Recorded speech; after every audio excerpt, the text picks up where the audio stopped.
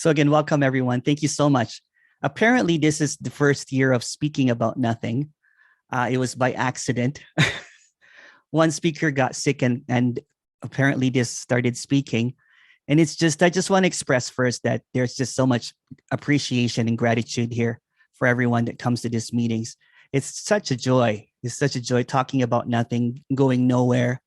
It might not be for some parent characters, but hopefully today, you know what I'm saying, is just a sharing of nothing, that there's nothing to get, there's nothing to know. And what's being presented here is just an apparent expression. It's an apparent communication about something that is really nothing. Apparently, I've been using this analogy, this little story, metaphor, or whatever. Seeking enlightenment or liberation is like playing a game of chess with stillness. The player thinks that by winning the game of chess, they can achieve permanent stillness. But losing or winning is irrelevant because every single move is a checkmate. Every single movement, like a thought, time, experience, is a checkmate. It does not matter what chess piece you move, it's always checkmate. Sometimes a pawn, with diligence and practice, moves across the board and becomes a queen that can seemingly move in any direction. But even if that is achieved, every direction is a movement, it's still a checkmate. The chess player often looks at illusory chess masters and thinks that they have beat the game, that somehow they can learn on how to beat the game. But no one beats the game since every move is a checkmate. Even when an apparent chess player proclaims that there's no chess player, there's no one that becomes a no chess player. All of the moving pieces are illusory expression of stillness. So it's like a board of stillness, and every single piece that's moving is also stillness. The board never moves, but the pieces seemingly move apparently. So each chess piece set, like a castle, a horse, or even a king, are all expressions of the empty board of stillness. So there's even a comparison, of like, oh, I wish I moved like a castle, but that's still a movement. Apparently, it's just like a game of opposites, cause and effect, wrong moves or right moves, black or white. Who gets to start first? Who loses? Who wins? The game is a complete fabrication of what is. So what is like a game, a play that seemingly is happening, but not happening at the same time. But it can never be figured out because the one that's trying to figure it out is just like a pawn.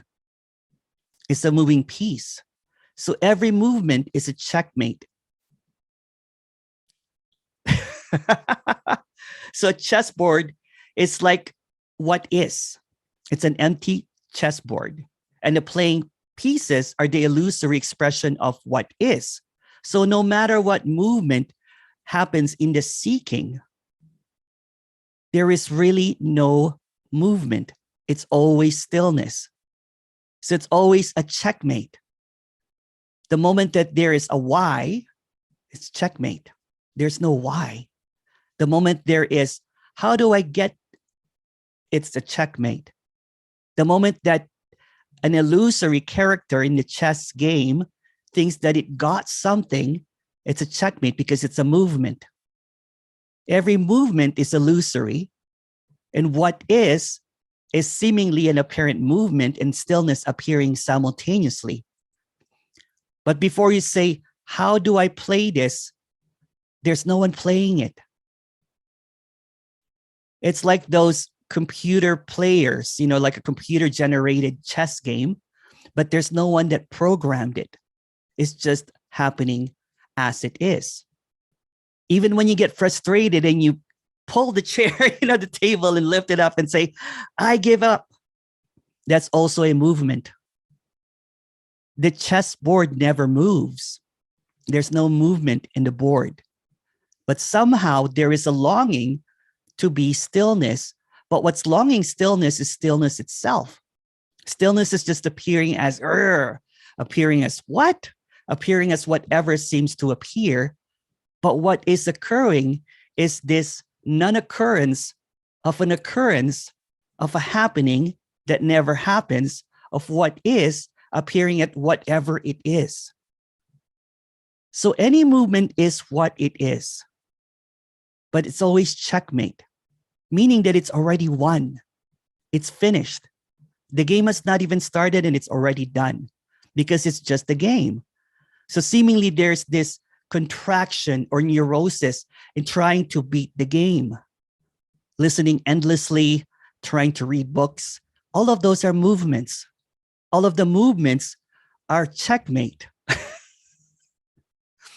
But it's not really all doom and gloom, because if it's a game, if it's a play, so what?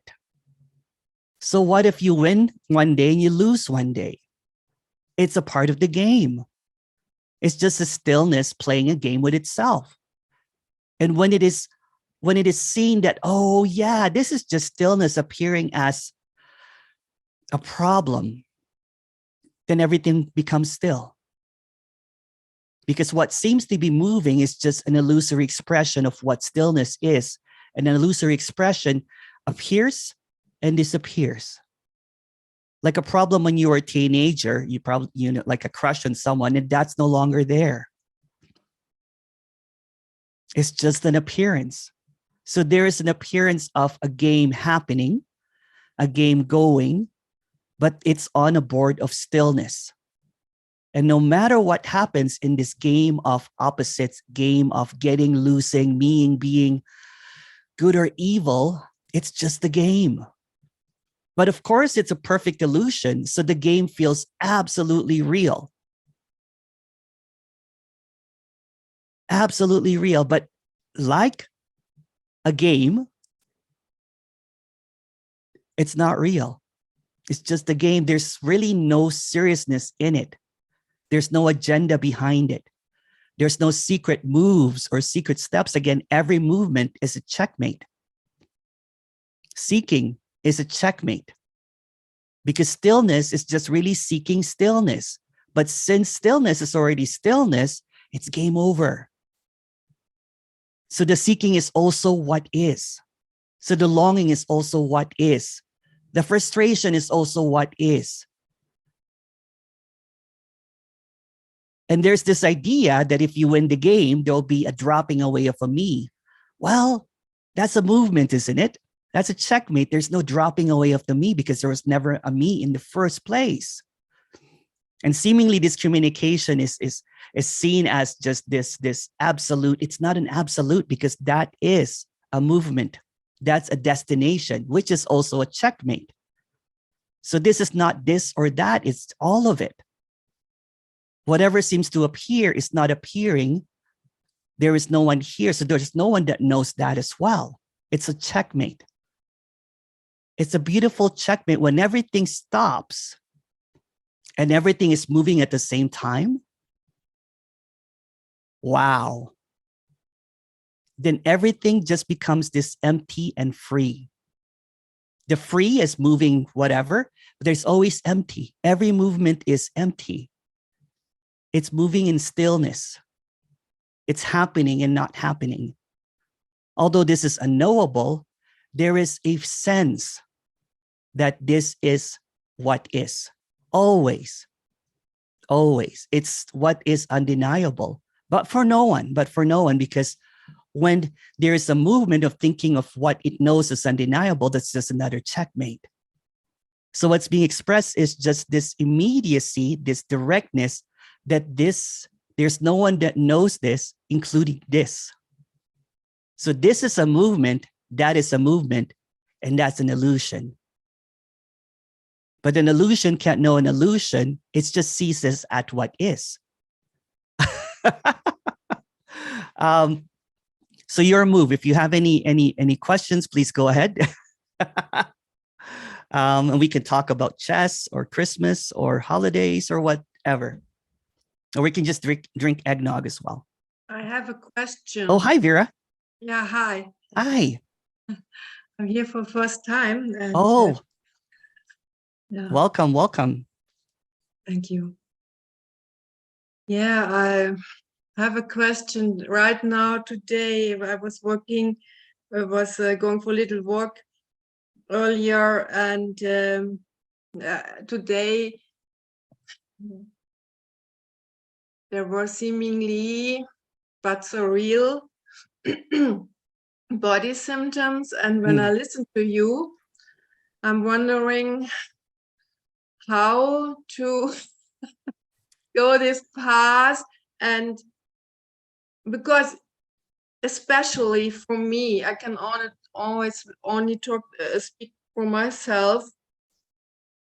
I feel that especially body symptoms make it so real.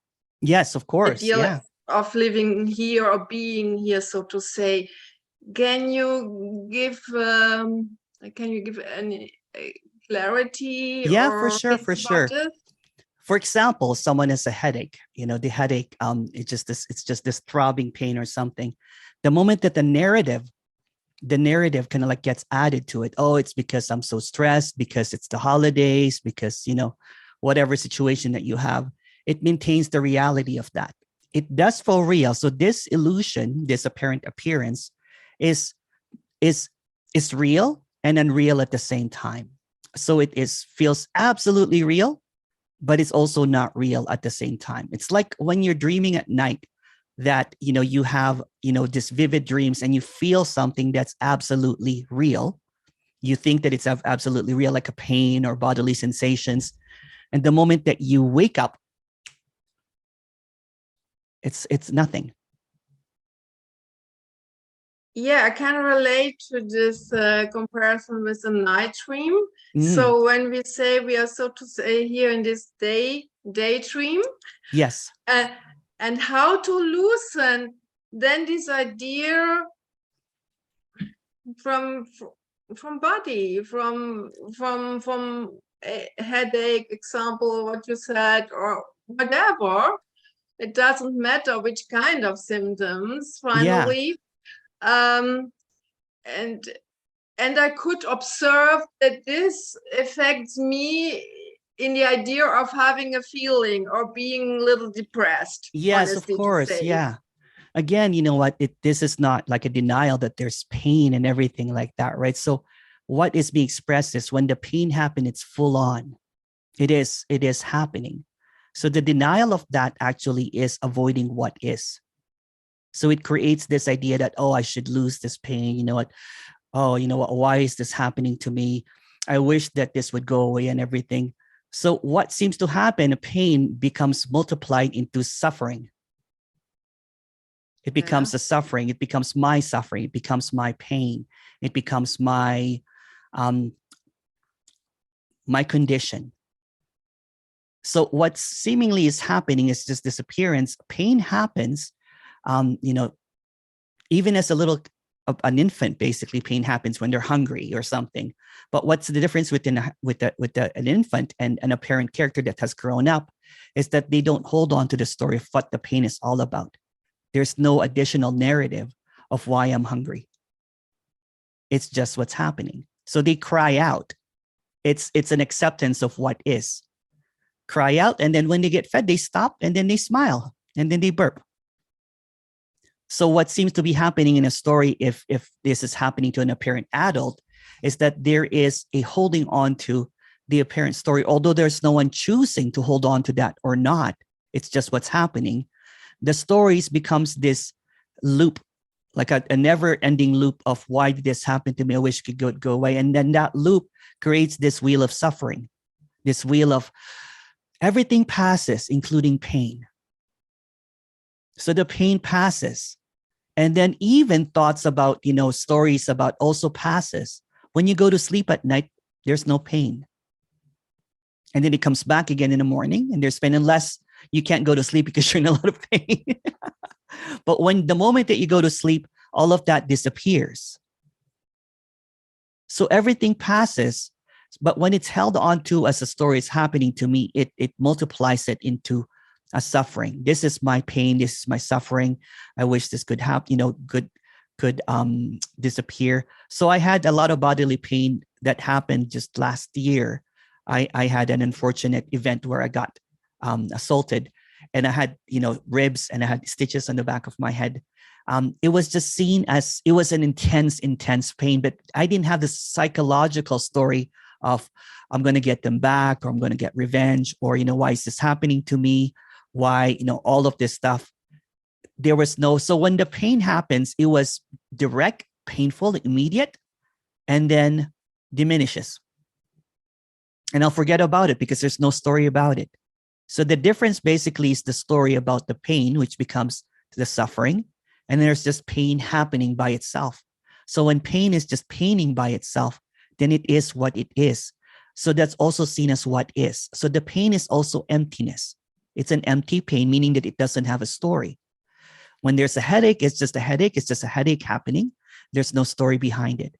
The moment that the story gets attached to it, and the feeling of inadequacy, or why did this happen to me, or victimhood, all that kind of stuff. And there's nothing wrong or right about that, because it's what comes up and there's no one controlling with these feelings. But when it's seen that those are also emptiness, or empty words, empty sensations, empty realizations, then it's seen that it's just like a play, kind of like what I said earlier. Not a fun play, but a play. When you see puppies that are fighting really, really hard and they forget that, they're like going all out.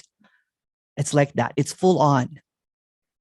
And so did I understand it right? You mean especially the resistance amplifies it.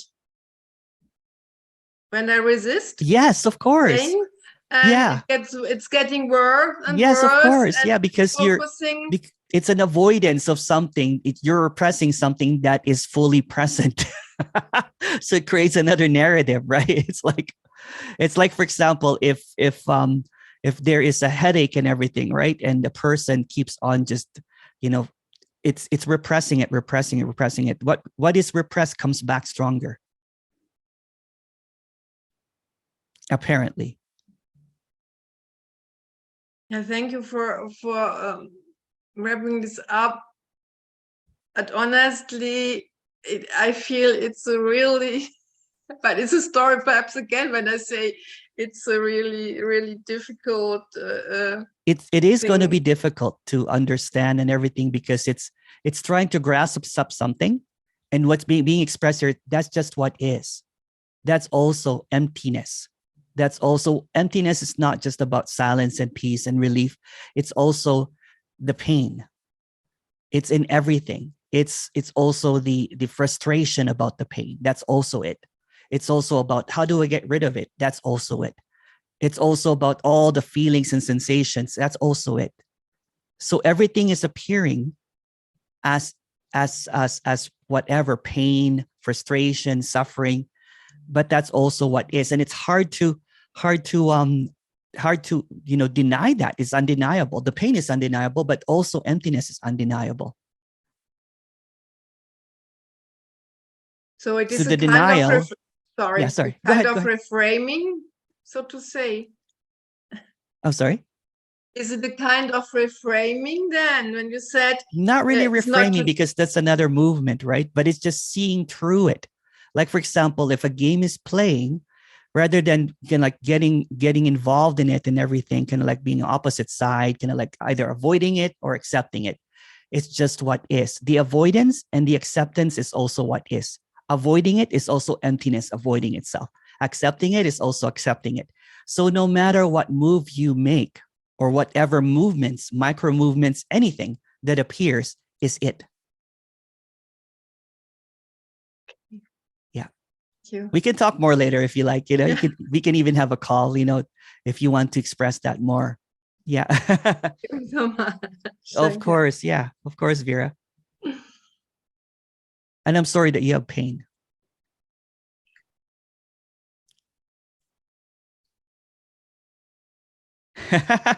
Thank you, Vic. Thank you. Bob Marley asked, do you think my prayer is heard or not? Thank you. Who hears it? And who prays? There's nothing wrong or right about praying, but what is always present. It's always permanently this. So there's nothing wrong or right about movements. Prayers is the movement. It's just what is. If you want to expand on that one, Bob, please go ahead. I love your music, by the way. I really love it. I wish I saw you in concert.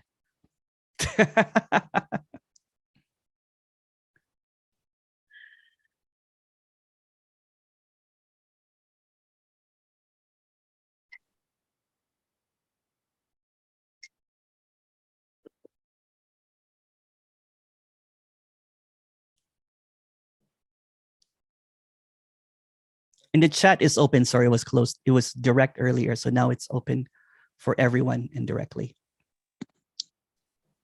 Kathy, hello. Hey, this is frowned upon in the non-dual community, the radical non-dual. But like the chessboard, like sometimes, you got to create the stillness, maybe through meditation. That's what's happening too. There's nothing wrong with that. It's just what is, yeah. But the idea of stillness is what is the idea of stillness is meditation and everything. But that's just an idea. What's being expressed as stillness is not an idea. It's whatever is appearing. It could be chaos. It could be whatever. So creating stillness is just what is as well. Yeah, I mean, but who's meditating and, what are you meditating? Exactly. Again, as I said, it doesn't really matter if there's meditating or not. The world is chaotic. The whole place is chaotic. I mean, you have to try to sometime create some stillness. Why not? Putting on Krishna Das, whatever you have to do. I mean, everybody's going boo right now. Everybody on your channel. But I don't know. Go into a church. Sometimes just the ambiance. I went to a church when I was in Montreal. Yeah. Did you say again? No, I just looked at the really beautiful, the beautiful building and the beautiful kind of like statues and everything. And I sent the picture to my parents. Emerson's a good boy. No, I just really like the church. It's really nice. It's got nice scents and it's got a really nice acoustics. It's a beautifully made building. Why not?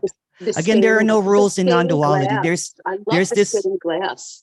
Oh, thank you. When the sun comes through on those stained glass. Oh, yeah. Oh, you could just sit there for hours. Yeah, there is this idea that there are rules in radical non-duality. It's so radical, it doesn't have any rules. Oh, yeah. Wow, yeah. That's the first time I heard that. Yeah. No radical, no rules. It's just that I feel funny when I say it to some other speakers. They look at you like, what? Meditate, like for what? Yeah, why not? I don't know. Do it or not, it doesn't really matter. It's just what is. Well, and there's no one choosing to do it anyways, right? So if a person wants a parent, peaceful and quiet, they put on some Krishna Das and incense and everything. That's okay. That's just what's happening. Yeah. There's an allergy to that now here. And that's just what is here too. It's just like, oh. Yeah. There's nothing wrong or right about that. And there's also preference, right? The preference, although it's illusory, it's what happens as well. Some people prefer incense. Some people prefer, I don't know. Yeah, I don't know either. But I'm just, Yeah. Do you want to hear my radical non-dual joke? Go for it. Don't laugh till the punchline, please. Okay. I don't want to blow it. Okay. Okay, this is radical non-duality for 2023. Ooh. Okay. Okay. This radical non-dual message really put a crimp in my New Year's resolutions.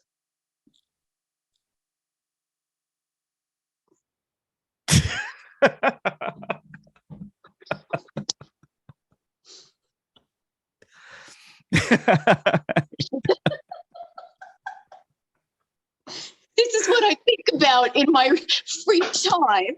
That was funny. I was trying to hold it in, just try to. You're always in on the joke somehow, some way. That was funny. Thank you, Kathy. You're welcome. What a good way to open up this holiday stuff.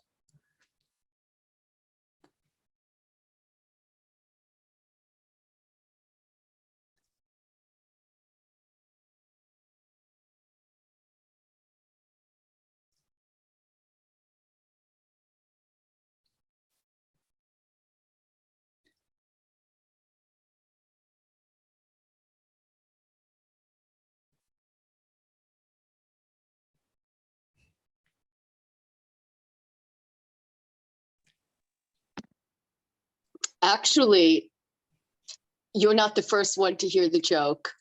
Oh, that's Sorry. okay. But anyway, I said it last night on the dumpster fire. What's that? The dumpster fire. You don't know what the dumpster fire is? Oh my goodness. Where have you been? Under a rock? What's a dumpster fire? That's Walter. Oh yeah, Walter. You called Yeah. it all dumpster fire. Anyway, so I was telling the joke last night, but anyway, I don't know what happened, to tell you the truth, but the recording is gone. Oh. Yeah, I went this morning to look. I was going to put a nice comment because, I love to leave comments after I see the video. I won't leave a comment unless I've watched the video from beginning to end.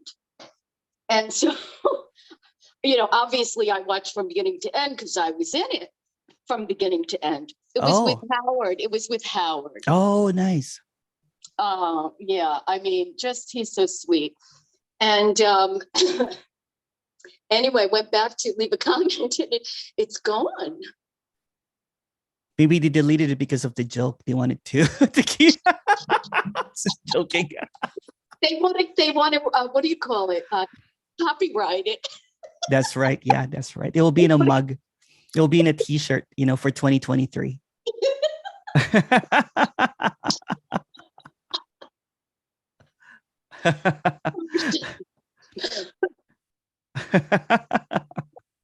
Thank you.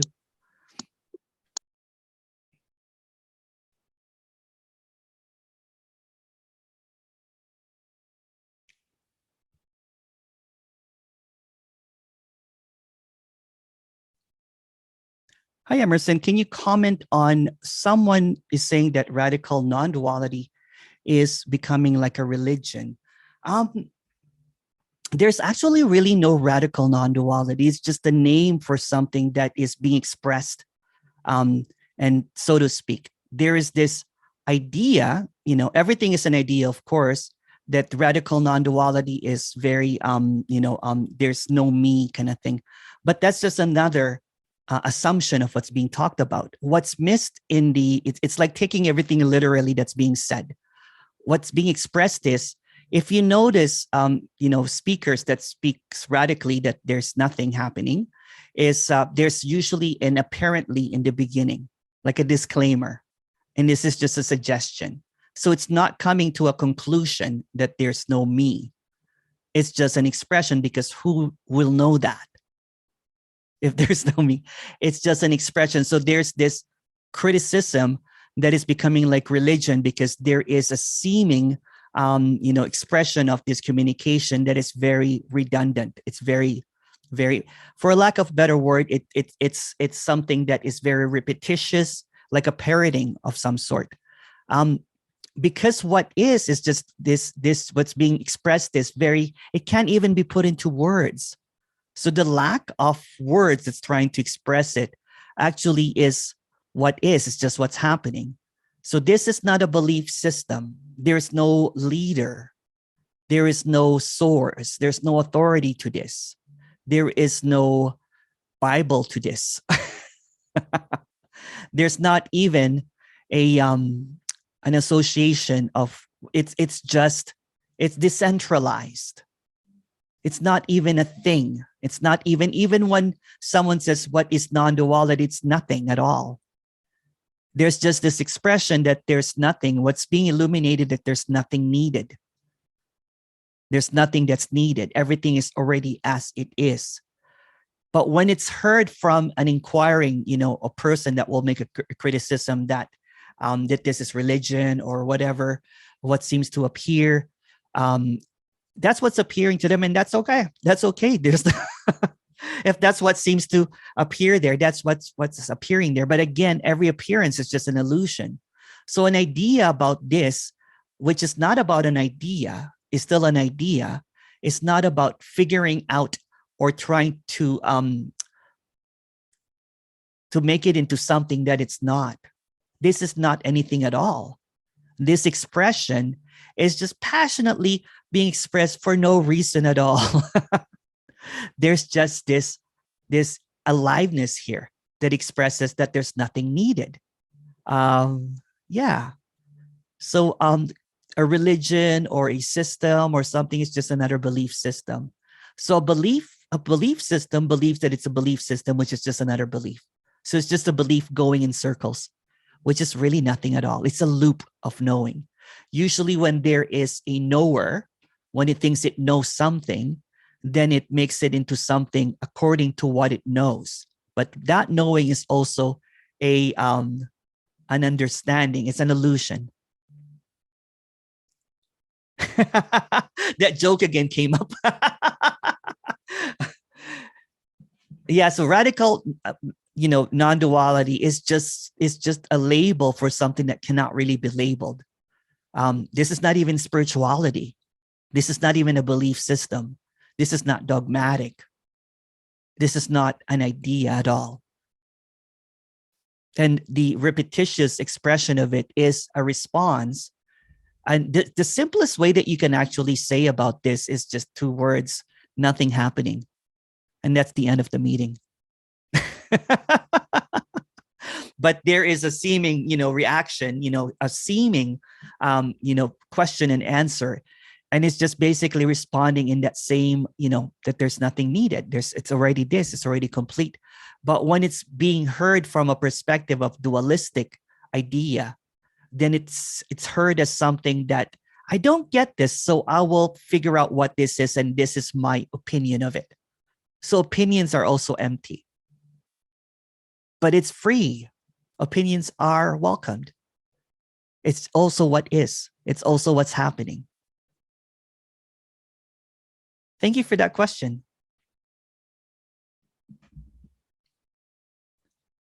Hadar. Oh, Hadar. Hello. Hello. Hello. Hi, how are you? Hello, how are Yeah, you? Did I pronounce your fine, name right? thank you. Yes, that's fine. Good. Yeah. I just wanted to say, because I think the way you expressed it, you succeed to express this idea. It's amazing, and it's very hard to express this. It's something that it's like a sensation, and when you want to talk about it, it's very hard to find the right words to express it. So I think already the way you talk about it, sometimes it's wow, how we can speak about it this way, because it's very precise, and it's it's very delicate, just the way you can just transfer this message. So I just want to express that it's very hard to say to find the right words to just to pass this idea, as an idea, as words, as I don't know how to say that, but when you try to express, like when you have somebody in front of you, and you see that he believes and he feels like the reality is very real, so it's very hard to tell the person, it's not so real. So it's this is why sometimes it's hard to express and to explain this idea to somebody. Exactly. Yeah. Then it becomes something, right? It's really no thing. It becomes something. And that's okay too. And that's all right too. There's just a really kind of like an acceptance for what is here, right? So and the expression of it is really not being expressed by anyone. It's just this seeming interpretation of something that doesn't need an interpretation. Yep. But thank you for that comment. Yeah, it's when you talk with when, especially when you have children and you see them really believing in what they feel and Yeah. the reality, and when you hear the stories and all the emotions that and they feel the pain, and you just want you want just to tell them it's not so real, don't take it seriously, but Yeah. it's very hard. It's very hard to make them understand, or just believe that what they believe is not so solid. Yes. Yeah. Totally. Yeah. So this is why sometimes it's hard. It's just It's hard because it's so simple and obvious already, right?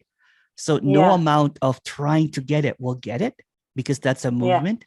And not even trying to get it is also a movement. So it's so simple, but yet, you know what I'm saying? It seems so complex when there's someone that's moving, trying to figure out the stillness of all of this.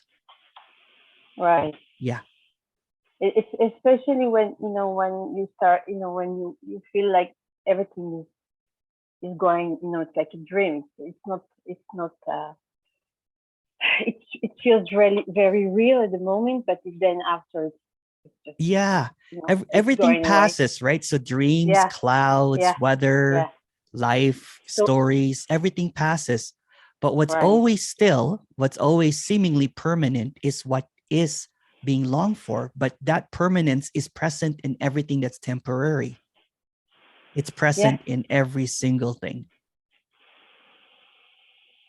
So when you start to feel that way, things are not heavy anymore, and then it feels the reality feels more light in a way. It's not Yeah. so heavy.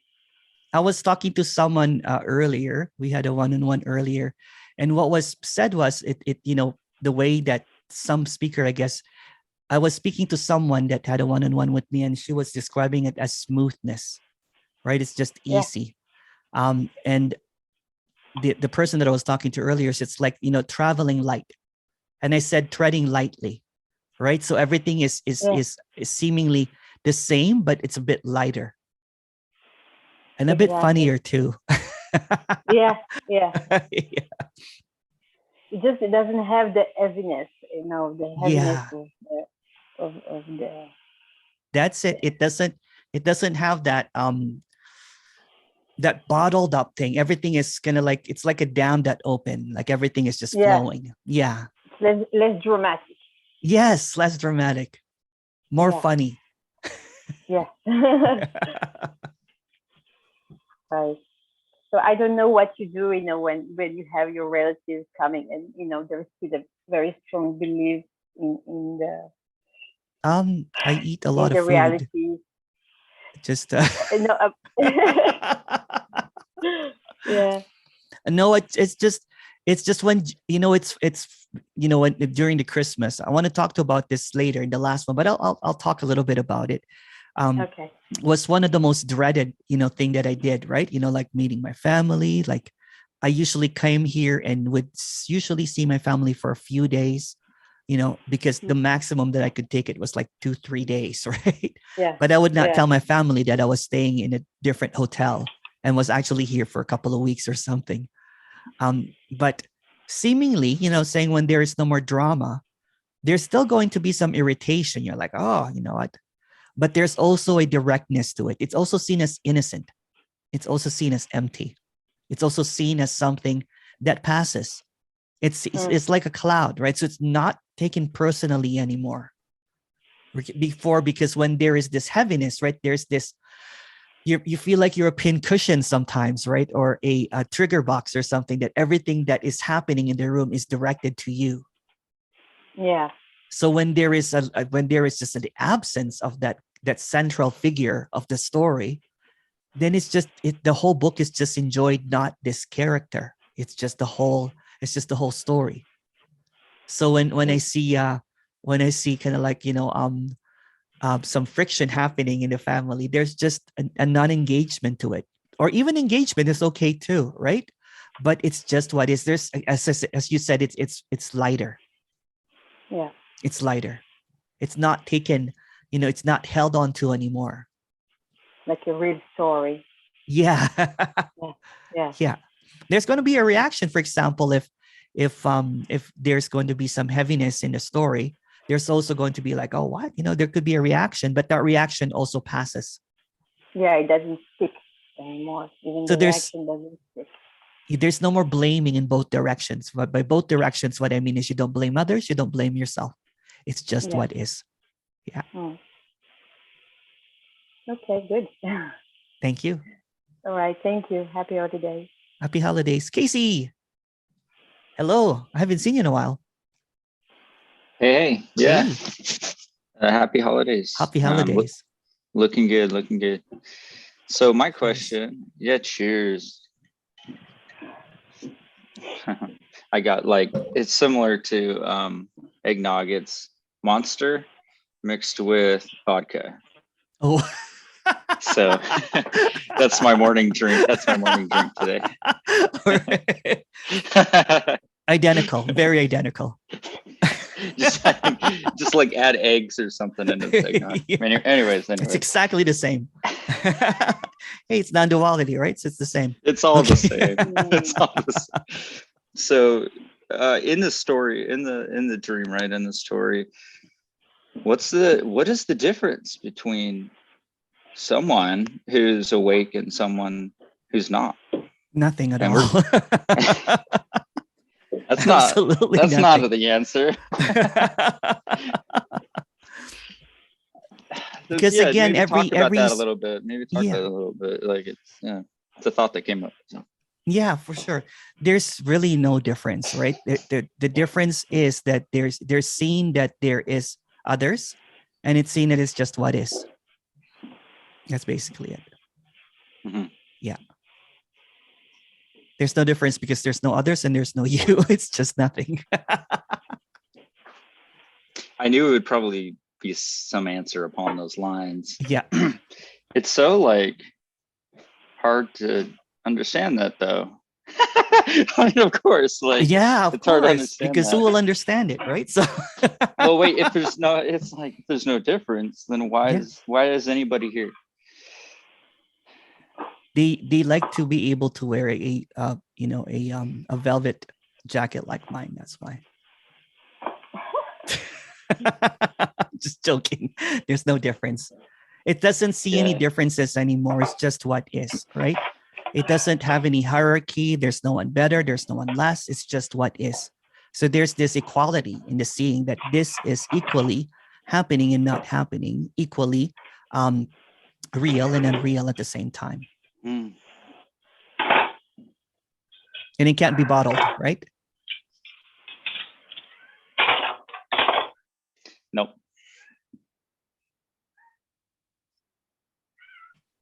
I'll let you know how this drink turns out. Okay. Thanks, Emerson. Okay. I'll see you at the breakout room. Or if you have any questions, come back. All right. Yeah. Oh, I see how it is. All right. Thanks, man. Thank you. David. Hi, David.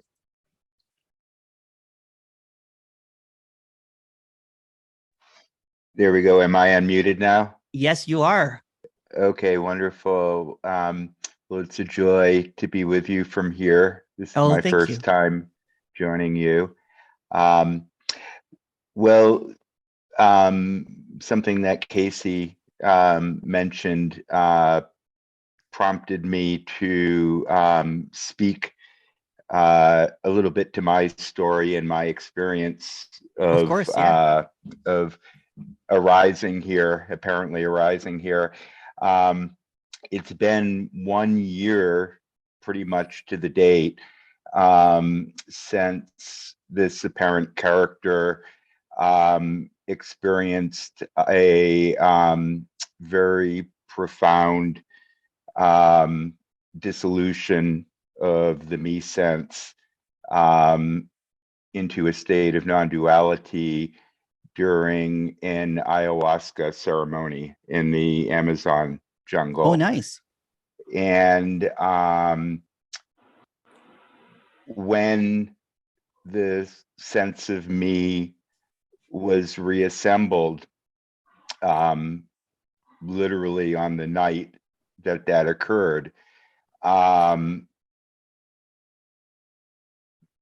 was so amazed to exist Yeah. following it, that the pure sense of being was the highest ecstasy that the body has ever experienced. I had in the apparent self had entirely forgotten that it existed, and upon return was just absolutely astounded. And so for me, the reason around arising here was for the joy of it, period, for the, Beautiful. just for the joy of being. But the story, of course, doesn't end there, as the self constructs it. And I feel like since then, I've been in an absolute free fall. And I guess I had a question for you around that. Prior to that experience, this character had been involved in a very intensive lifetime of seeking and had formed an elaborate identity around a 25-year relationship with an Advaitic guru. This character had lived and studied in India and had obtained a degree in Vedic medicine. Oh, wow. And was actually practicing in Chicago as a teacher of Vedic medicine and Vedanta, etc. And following the dissolution of self in the rainforest, it became seen immediately that all of that was a construction. And Yes. I Isn't it funny?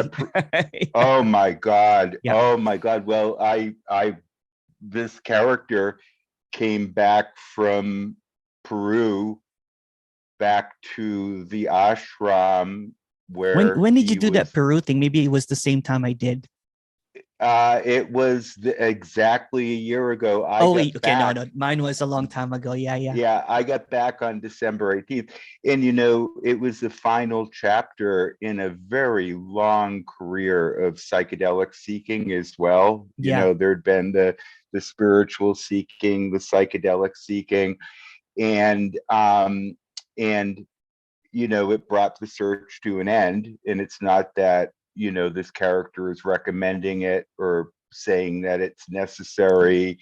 There's the old line in the old Carlos Castaneda books where, Don Juan used to tell Carlos, well, the only reason you need the psychedelics is because you're so stupid, and I feel that very much applies to me. But so, I don't want to overspeak, but I came back to Chicago and immediately suspended my vow of practice to my guru, and actually closed my Ayurvedic practice. And the teacher ego entirely dissolved. Yeah. Hooray. That's good to hear. Good. Yeah. So I've been on virtual retreat since that time. And my question for you is around reintegrating. I know it's not about making any moves or taking any effort or feeling that the arising should be any different than it is. However, on very practical life terms, I just gave up my entire identity, including my source of livelihood as a professional, in spontaneous response to what had been revealed to me in the Yeah. rainforest. So I'll leave it there. Yeah, I did the same thing. But for me, it was quite a different story. So I did a 3-day. The first day I met Aya. It was beautiful. Mhm. And then immediately I told everyone that I was enlightened in a group of 40 people. And they were just, oh, Emerson's enlightened. The shaman's father passed away on the 3rd day. And 90% of the people attending, this is just a story, went to hell. They started looking for me, like, well, let's look for Emerson. I think he's enlightened now. And they found me with my hand on my face, sobbing. They're like, are you enlightened? Are you still enlightened? I'm like, not anymore. I went to hell. And then a lot of people, apparently, maybe it was a bad dose or something. Some people went to the hospital. So I don't recommend it. I do not whatever. You know what I'm saying? But I do have heard of another person. Maybe I should connect you with another person that has apparently didn't know what happened, kind of like booked a one-on-one with me, kind of like had something similar to what happened. And similar to your story, when I encountered this communication, I thought I had enlightenment, I had an awakening, a decade ago or so. And then I maintained it, and it was just suffering. I was practicing awareness, consciousness, you name it, meditation. That was everything. Everyone that knows the story that regularly listens to this. So I lost everything. And it was quite difficult because I thought I was established already. It's like a lifelong, seemingly a lifelong work just went down the drain, and I could not go back into it anymore. And there's really no reintegration, so to speak, in this, in the story. It is what it is, no matter what it is. So, I ended up working kind of like a corporate job afterwards. I became homeless. Everything that then I was a DJ. There's just so many different stories. And since there's no one controlling the show, everything that's appearing is already what it is. So if it appears as homelessness, if it appears as, a small town DJ, it appears as a corporate worker, whatever seems to appear. But since there is a love for this communication, because there's just this, this joy that a contentment, a joy of the contentment, a peacefulness here. Although there's no purpose to sharing this, or, there's just this aliveness that wants to talk to people, imaginary, but it feels real, to be able to express this. So I contacted a couple of people, and we ended up doing kind of like, nothing media and all that kind of stuff. And all of a sudden, there was just this, no one chose on everything. And during the COVID time, and by accident, I became a speaker, kind of like what I said in the beginning. There was no intention of being a speaker, because there's just a contentment here. Contentment in, the clarity, basically. So I like talking to a lot of characters, in the story that we're speaking about this, because it's hard to communicate this. You don't go calling, you tell your brother that, oh, there's no one here, but it feels real, but there's no one here, that kind of thing. They won't understand it. And it doesn't really matter. There's no drive to tell anyone, but there is also this aliveness that wants to speak about this. So whatever it is, David, is always going to be what is. So I can't really give you the advice and integration or whatever, because it already is. Right. The greatest gift is nothing. Yeah.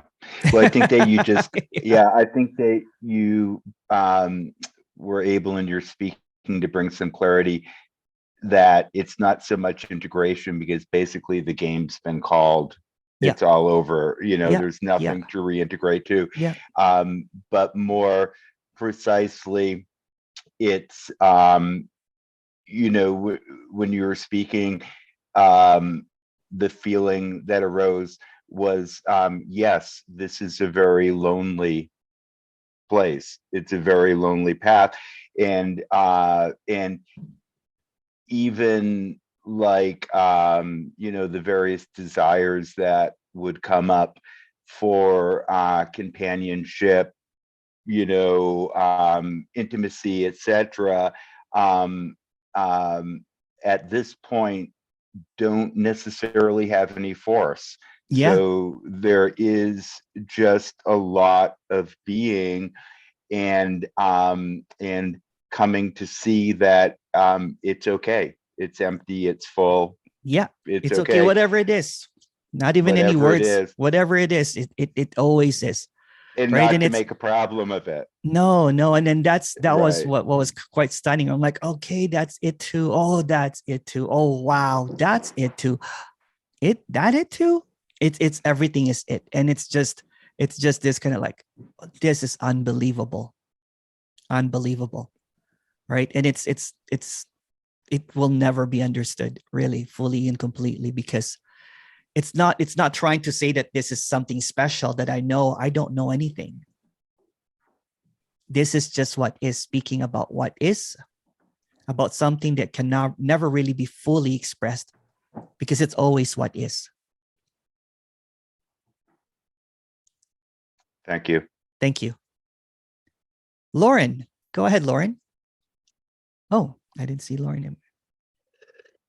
Hi, Lauren. Hi, as you were just saying that it's everything and it's that too, and it's all that is, and now my question just went away. So Okay. Okay. thank Funny you. when that happens, right? I thought I was just seeing things. I'm like, did I see Lauren earlier?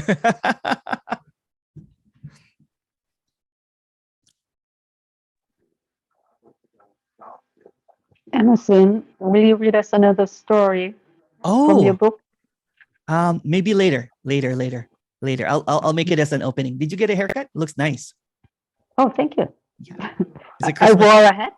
I wore a Oh. hat the whole day, maybe. Okay. Thanks. Okay.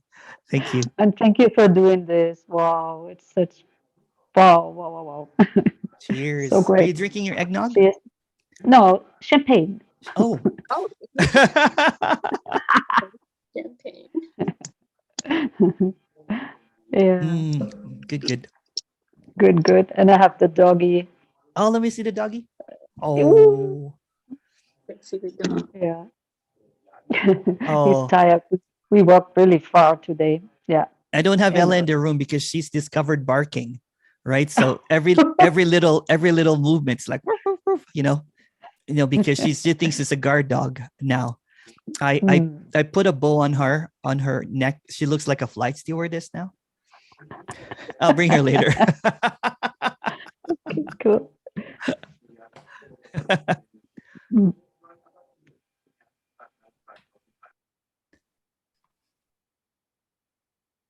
Kathy. Hey, Kathy. Hi. Hello.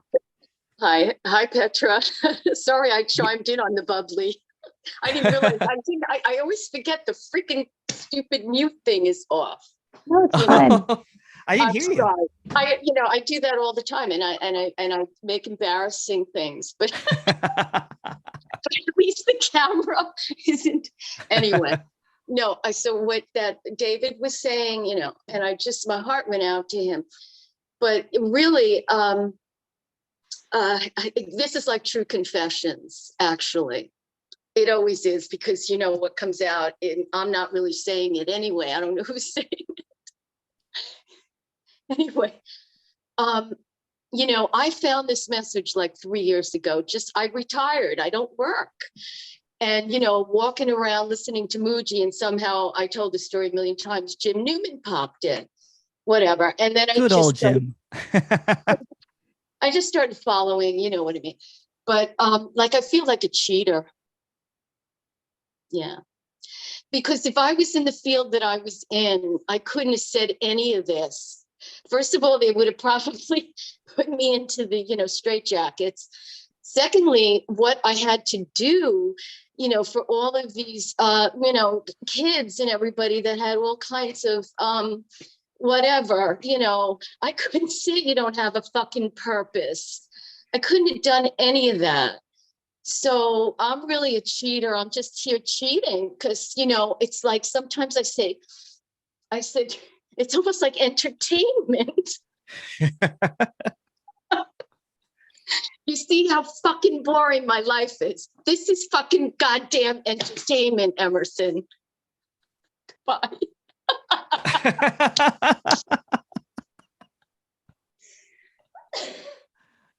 I'm gonna do some tap dancing later. So Oh, I'm looking forward to it. just joking. Never mind. I'm not going to say it because I'm just being rude. I won't say it. Okay. Thank you, Kathy. Thank you. Lauren. Hi, Lauren. Hi, Emerson. Hello. So, hello. My question is about drugs. Yes. So, I came in to spiritual seeking through Mhm. the 12-step thing a really long time ago. And I can, in the story, there was seeking to, medicate the sense of dissatisfaction. Mhm. And the spiritual seeking like replaced the pharmaceutical seeking Mm. or the chemical, Yeah. Yeah. and I mean, it was like mostly just drinking, but the thing that I wonder is like having had so many energetic experiences, and then in this non-dual message, there's a talk about an energetic shift. Mhm. That how can it be that there's no way to provoke that or to bring it about? Because as I said, what's being longed for is already what is. So what is stillness. So in any movement is an illusory expression of stillness. So to provoke something to happen of what already is just another illusion. There's usually, when usually kind of like when there is a speaking about this, and then there's an exhaustion about this, there's kind of like the apparent, the apparent illusion gets caught off guard sometimes. And that's when the glimpse kind of like, what the hell? It's not provoked. It's almost like an accident that this is seen. There's this speaking about this kind of like, that it's always what is. So normally the character would be like, okay, I'm trying to imagine what is, but it's not what is imagined, right? That is not a thought or not an idea. What is not an idea. It's beyond concept or ideas, and everything is not even beyond. It's beyond, so to speak, right? And I'm not trying to complicate it or whatever. Whatever is appearing is already empty as it is, right? So when, for example, so if emptiness is looking for emptiness, it's always going to come out empty, meaning it's always going to have the same result, meaning that it's already it. Everything is already it. So every single movement is it. But the thinking that it can get provoked, or it can, I can electroshock you into energetic kind of like want that. Yeah. Imagine if there was a machine that electrocuted people. They're like, oh, the me, there's no me.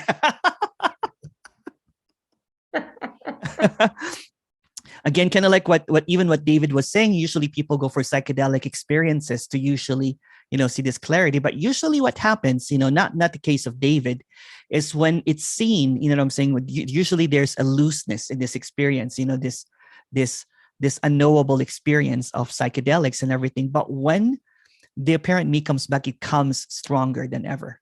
Sometimes it becomes convinced now that, that, and then it maintains itself over and over and over again. So it cannot be provoked because it's already, it already is. So the movement, so kind of like a chessboard, right? So every single movement of the chessboard, including provoking, is just illusory. It's just a game. So you're basically caught up in the game when it's just a game, right? There's no you in the game. It's just a game. So thinking that you can get provoked is another game. Yeah. Right. Yeah. Yeah. But I did, have that, I'm like, how do you provoke this? Like, I would even kind of like listen to this while I'm sleeping. Maybe I can get it subconsciously. When I wake up, I'll be like super enlightened, like because I listened, subconsciously at night. And then I would wake up and there's clarity. And of course, the me comes back right away. But the key is that even when the me is coming back, seemingly, that's also it. Because there's really no me. The me is just this labeling of emptiness. So when there's an appearance of this me kind of like, in control, that's also emptiness, really tricky. That's also it. Yeah. There's people are looking for that next. People are longing for that, what happens after, but there's no after. It's always this. And the perpetual quality of that is not a quality. Sorry, repeat that again. Perpetual quality of that is not a quality of any Yes. kind. Yes, right. Yeah. Thing of any kind, and every time it becomes a thing, it's checkmate. It's checkmate. Yeah. The moment that it becomes a thing, the moment that you think about it, checkmate. Right. It's always, it's looking for itself, but it can't find itself in movement, because it's not just in movement, it's in everything. It's in every singular thing, because it's singularity. Yeah.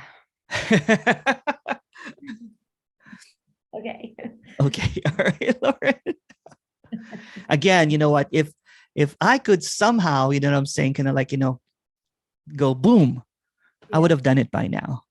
Right. But here it is. Boom. Whoa. Are you still there? I'm not sure.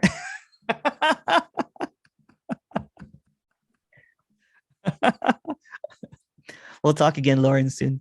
Thanks. Thank you.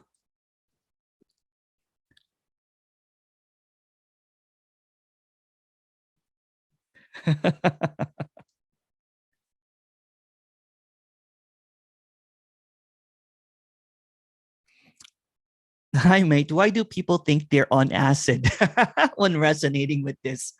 I've actually had a couple of one-on-ones. One person thought it was in DMT, the other person was on acid. It's the seeming kind of like, and this is just a story as well, right? Because when there's this held up, pent up reality, and there's guarding of it, right? So when usually there is and I'll just say it, it's just when there's a control freak that wants to, control the narrative, wants to control the outcomes, wants to control my enlightenment. So it's guarding that really, really, really heavily, really, really heavily. When it gets blindsided, when it sees that this is really, well, not really see, but when it resonates something that is so clear that it's beyond understanding, the guards fall off. And they're like, what the hell am I on DMT? Am I on, whatever thing? Because there is just this, it's like when someone is so repressed that when there is, an opening, it's shocked. It becomes this unbelievableness.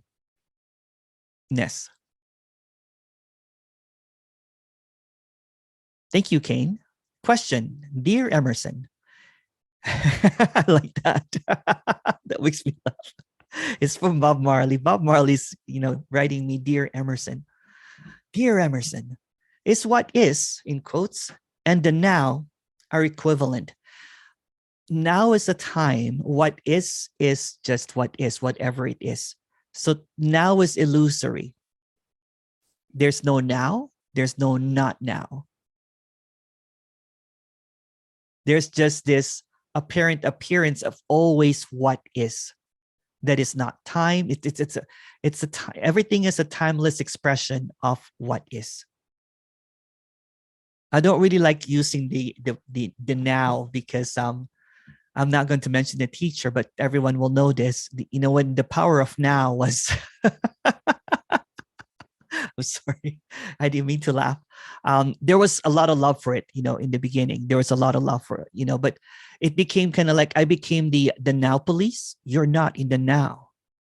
You're not in the now. I'm like, and I'm complaining to other people apparently that are in the now, saying that, oh, there's so many people that are not in the now. I can't believe that, If they can just, get to the power of now, then everything will be great. And I would be looking around, because I thought I was a now police.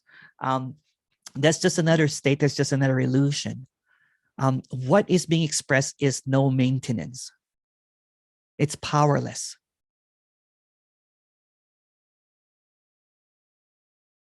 It's powerless. It's just always this. It doesn't have to be recognized to be what it is, because it's always what is, recognition or non-recognition. It's always this. So when there is a looking for something, being aware of something, harnessing the power of whatever, then it's maintenance, then it's seeking. It's a movement. It's a checkmate. Checkmate. Stillness is stillness, meaning that every single movement is stillness. So stillness, seeking for stillness, is what is. But not the stillness as you know it, or not longing for the stillness or the peace or tranquility, because that's just another idea. I'm just using another word just to kind of like, what is being expressed does not have any, it cannot be captured by a word. What is this, you know what I'm saying, are just words as well. So it cannot be captured because it always is what is. And then when it becomes bunched up as a now, it's okay, it's all right, but what is not a location, not a destination, not an awareness, nothing to be conscious of, nothing to be maintained, no harnessing of any power, no manifesting, nothing at all. And that's unconditional freedom. When there is just what is happening, is just always what is. It's not like trying to kind of like focus on your third eye chakra and trying to find the power of now, or going to your heart or something. There's nothing wrong or right about that, but that's just another maintenance. It's so every movement is checkmate because it's always an illusion. So an illusion begets an illusion, can only function in illusion. And what's being expressed is what is the simultaneity of the stillness and the chaos appearing all at once. The emptiness and the fullness happening simultaneously. The felt presence of an identity and also the complete absence appearing simultaneously. Not a negation, not a denial, but just what is. Because now would be a denial of the past or the future, which is another movement. Checkmate.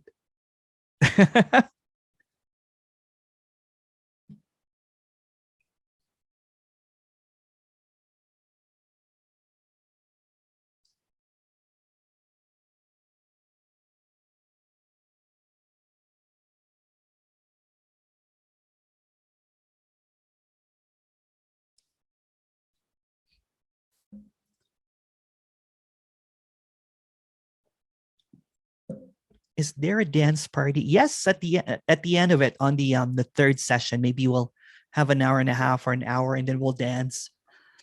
You know what I really want to do, and Casey did this, I really want to do karaoke one day. Like, like a non-duality karaoke. It'll be so cool. Who sings here? Oh, I don't want it to be a concert.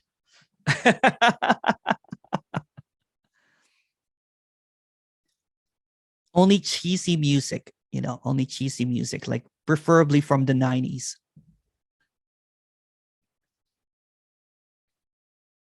I will sing that Whitney Houston song, I Will Always Love You. David. Hi, David. Hey, I had a question. So is there a distinction to be made, or that could be made,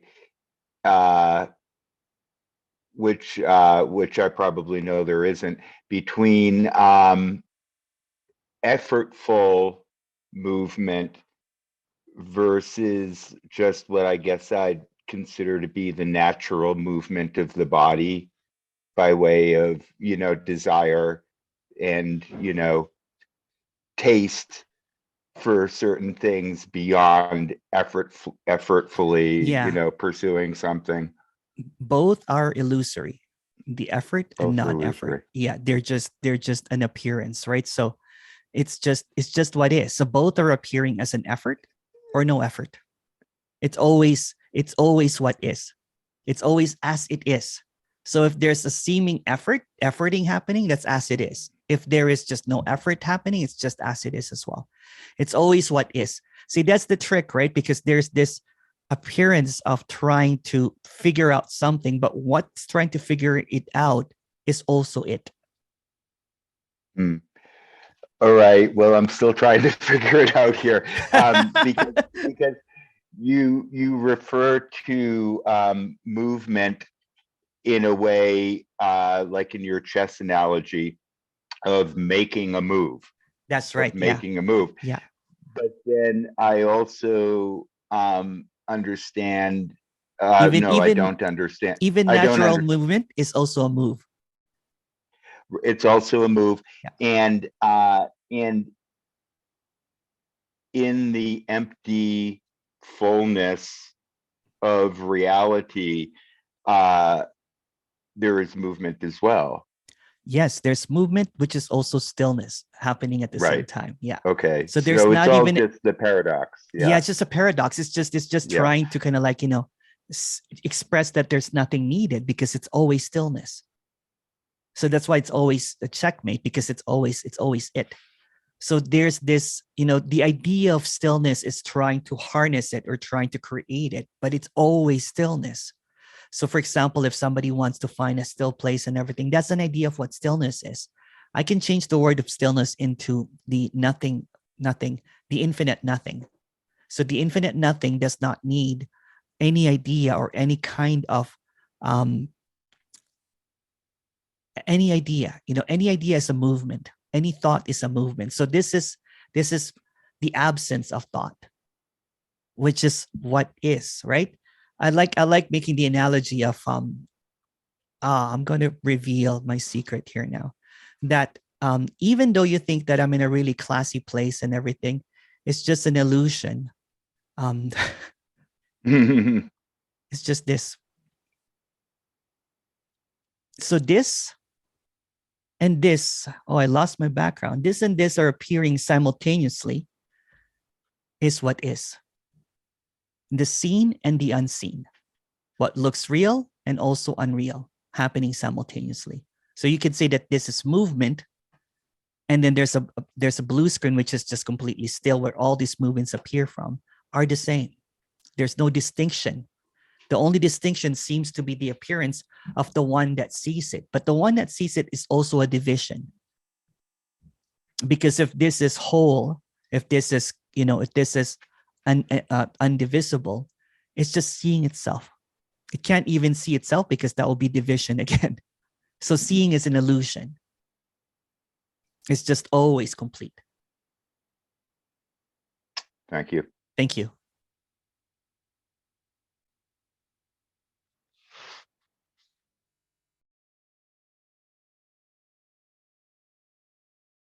Oh, pictures. Yes. Alexander goes, Katriana, can we see your pictures? I'm not sure, but go ahead, Katriana, show your pictures. Want me to highlight you?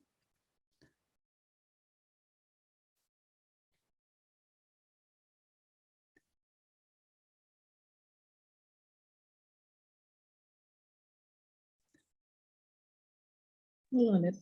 I don't know if y'all are hearing me okay. Oh, wow. Beautiful. Oh, wow. This is one. Beautiful. With neon pink, but the camera can't really read that properly. I love it. Thank you. And then this is the other one.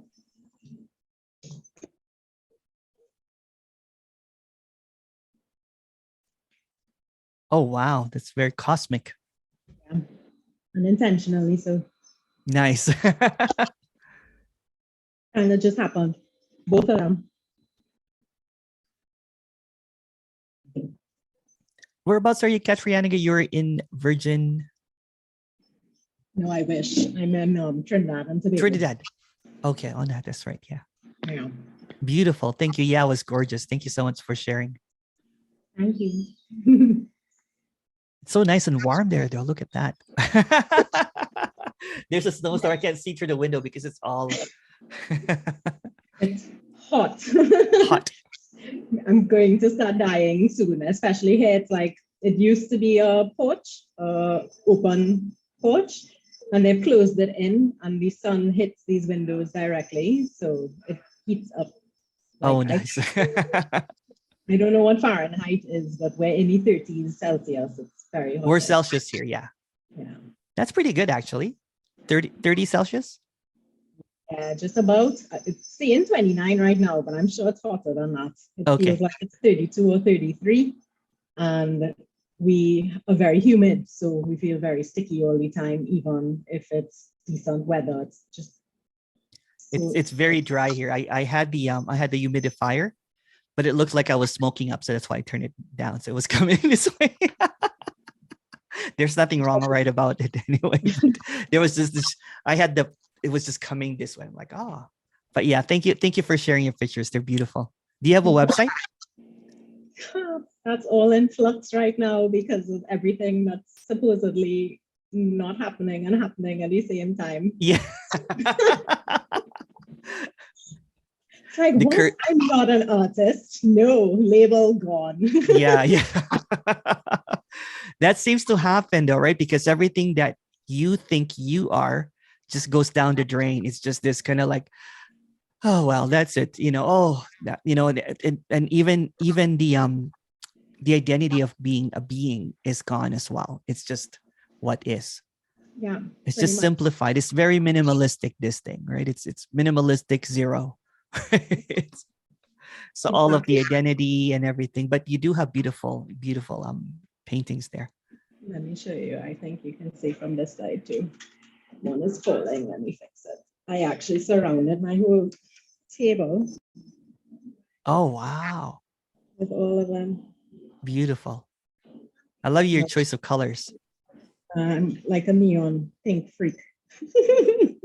They're cool. I should start wearing neon pink stuff. Everybody teases me. They say when they think about me, they think about neon pink. Awesome.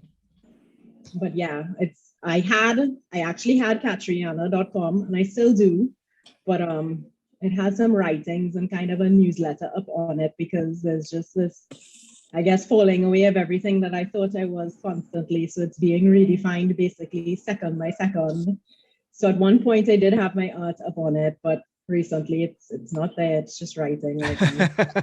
I feel you. It's the same here. There's just it's people have to remind me to send emails and stuff. Like this morning, I'm like, did you send? I'm like, oh no. So I was like sending a whole bunch of emails because there's just a lot of forget and not a care really, right? There's just this really lightness and a so whatness to everything, right? There's like, if it happens, if it happens, if it doesn't, it doesn't. That kind of thing.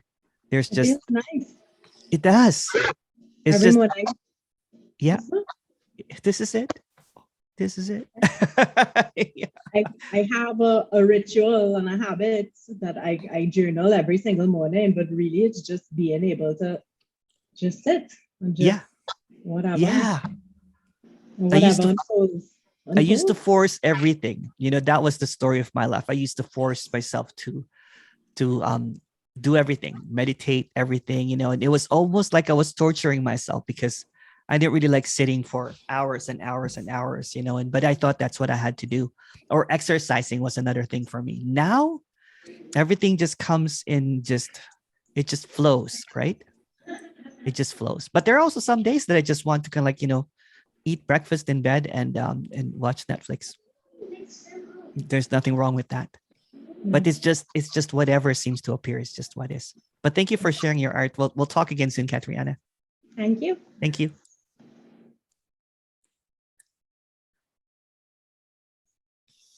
Well, all right. Thank you so much.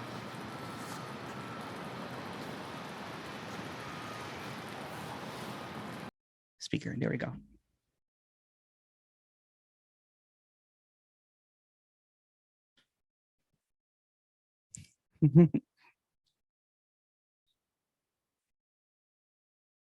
So apparently, it always begins with apparently. This is an homage actually to Andreas. When I started, when there was seeming disappearance of something that never was, I started going to this is the post, right? I started attending. I think Andreas was doing like a daily meeting at one point, and it was quite epic. And the answers that he was giving was identical now. It's like, oh, and it became a comedy now. So it's like laughing. And I would have to hide myself because I just kept on laughing and laughing and laughing and laughing at what was being expressed. And I remember he used to say, the good news is, so it's the good news or the bad news. So the good news is there is no me. The bad news is there's no me that falls away.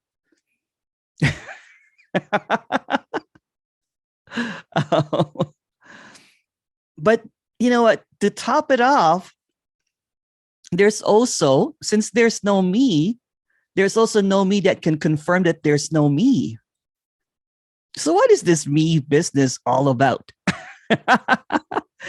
Is the me the problem? If I can only lose the me, how do I get rid of the me? I used to do this mantra, when I was seeking, there's no me, there's no me, there's no me, there's no me, there's no me. But there's really no answer to this. There's really no good news or bad news, because the good news is there's no bad news. The bad news is there's no good news. The good news is that there's really no seeking happening, but that may be a bad news. So there's this focal point of, how do I lose something that I've never had?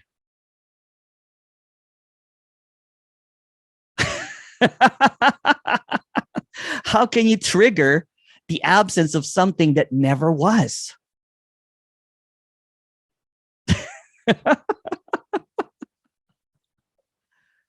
How can you make this happen? Or one of the questions that was quite funny is like, I know, Emerson, that there's no me, but how did you lose it? How did you get to know me? See, there's no movement. There's no from here to there. Kind of like what I was speaking in the first meeting, that every single move in this chess game of stillness is checkmate. Is checkmate. So everything that you do, since there's no you that's doing anything, is an illusion of doing. It's an illusion of attaining. It's an illusion of something. But there's a doing, though. There seems to be a something.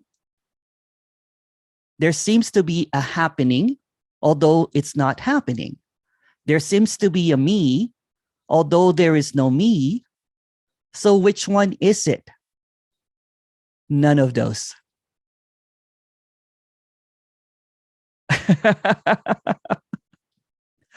So what was seen, of course it was not seen, because there's no one that saw it, because there's no one that sees anything. It's a movement in stillness. It's an illusion in emptiness. But since the illusion can only function in illusion, it can only produce illusion, everything is illusory. Even the comparison, I think someone wrote me a letter, I'm not going to mention the name.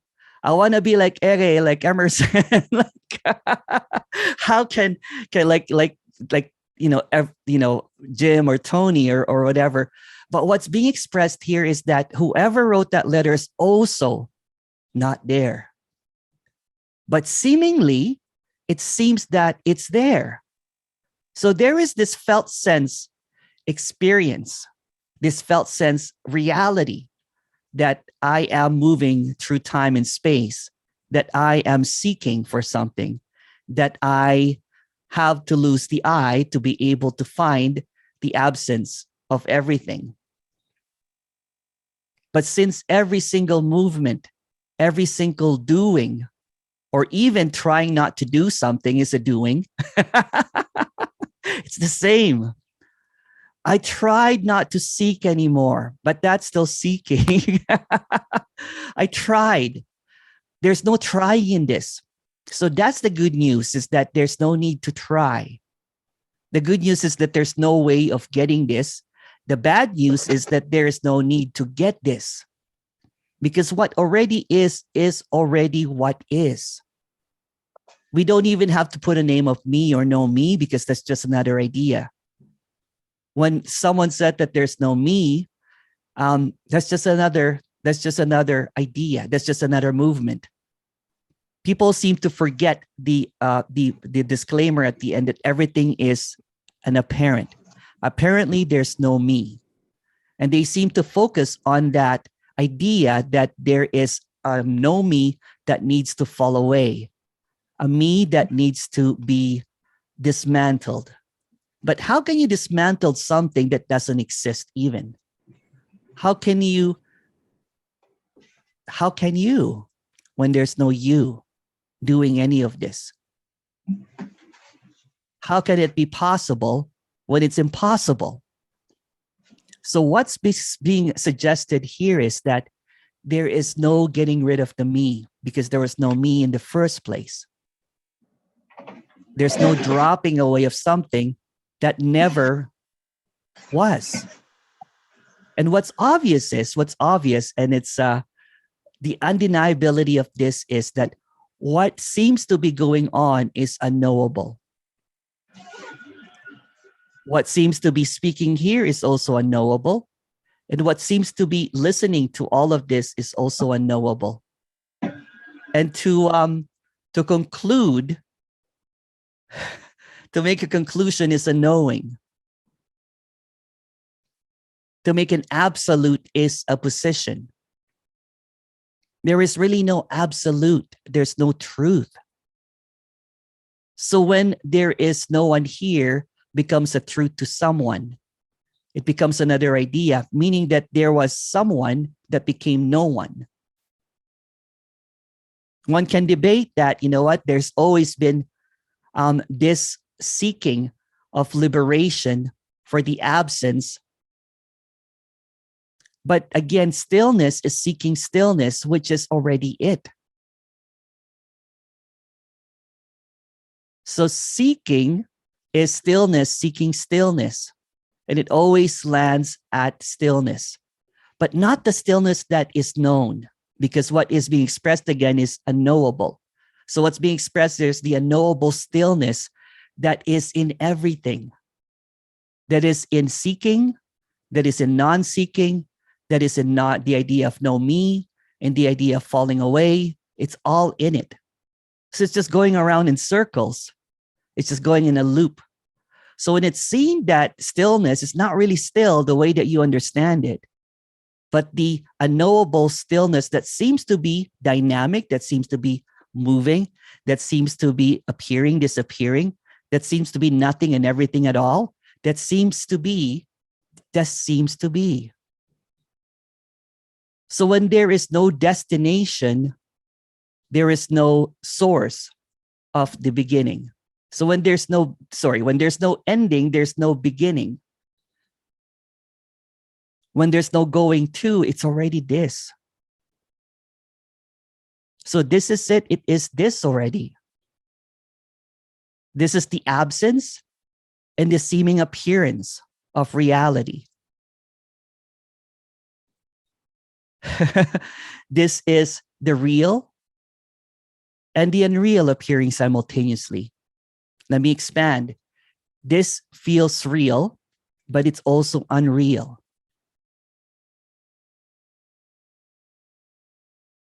This seems everything, but it's also nothing. There seems to be time, but this is timeless. So it's not either or, it's both. It's the timeless time. It's the formless form. It's the dynamic stillness.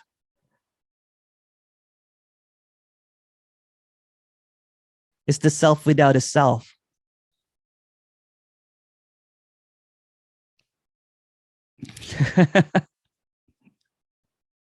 The good news is that there's no truth. The bad news is that everything that you think is true is not true. So what seems to be appearing is just this wowness, undeniable, but unknowable. It's just undeniable that what seems to exist does not exist.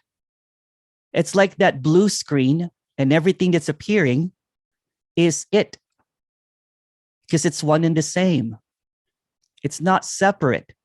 So the illusion and the stillness that is longed for is the same. Again, the bad news is that there's no way of getting this. And the good news is that there's no need to get this, because it's always this. It's constantly this. It's perpetually this. It's forever this. It's the infinite this. And this is it. So if you have any question, please go ahead. If you want to explore or drink, I'm out of eggnog, so I'm drinking Coke Zero, the official drink of no one. Cheers.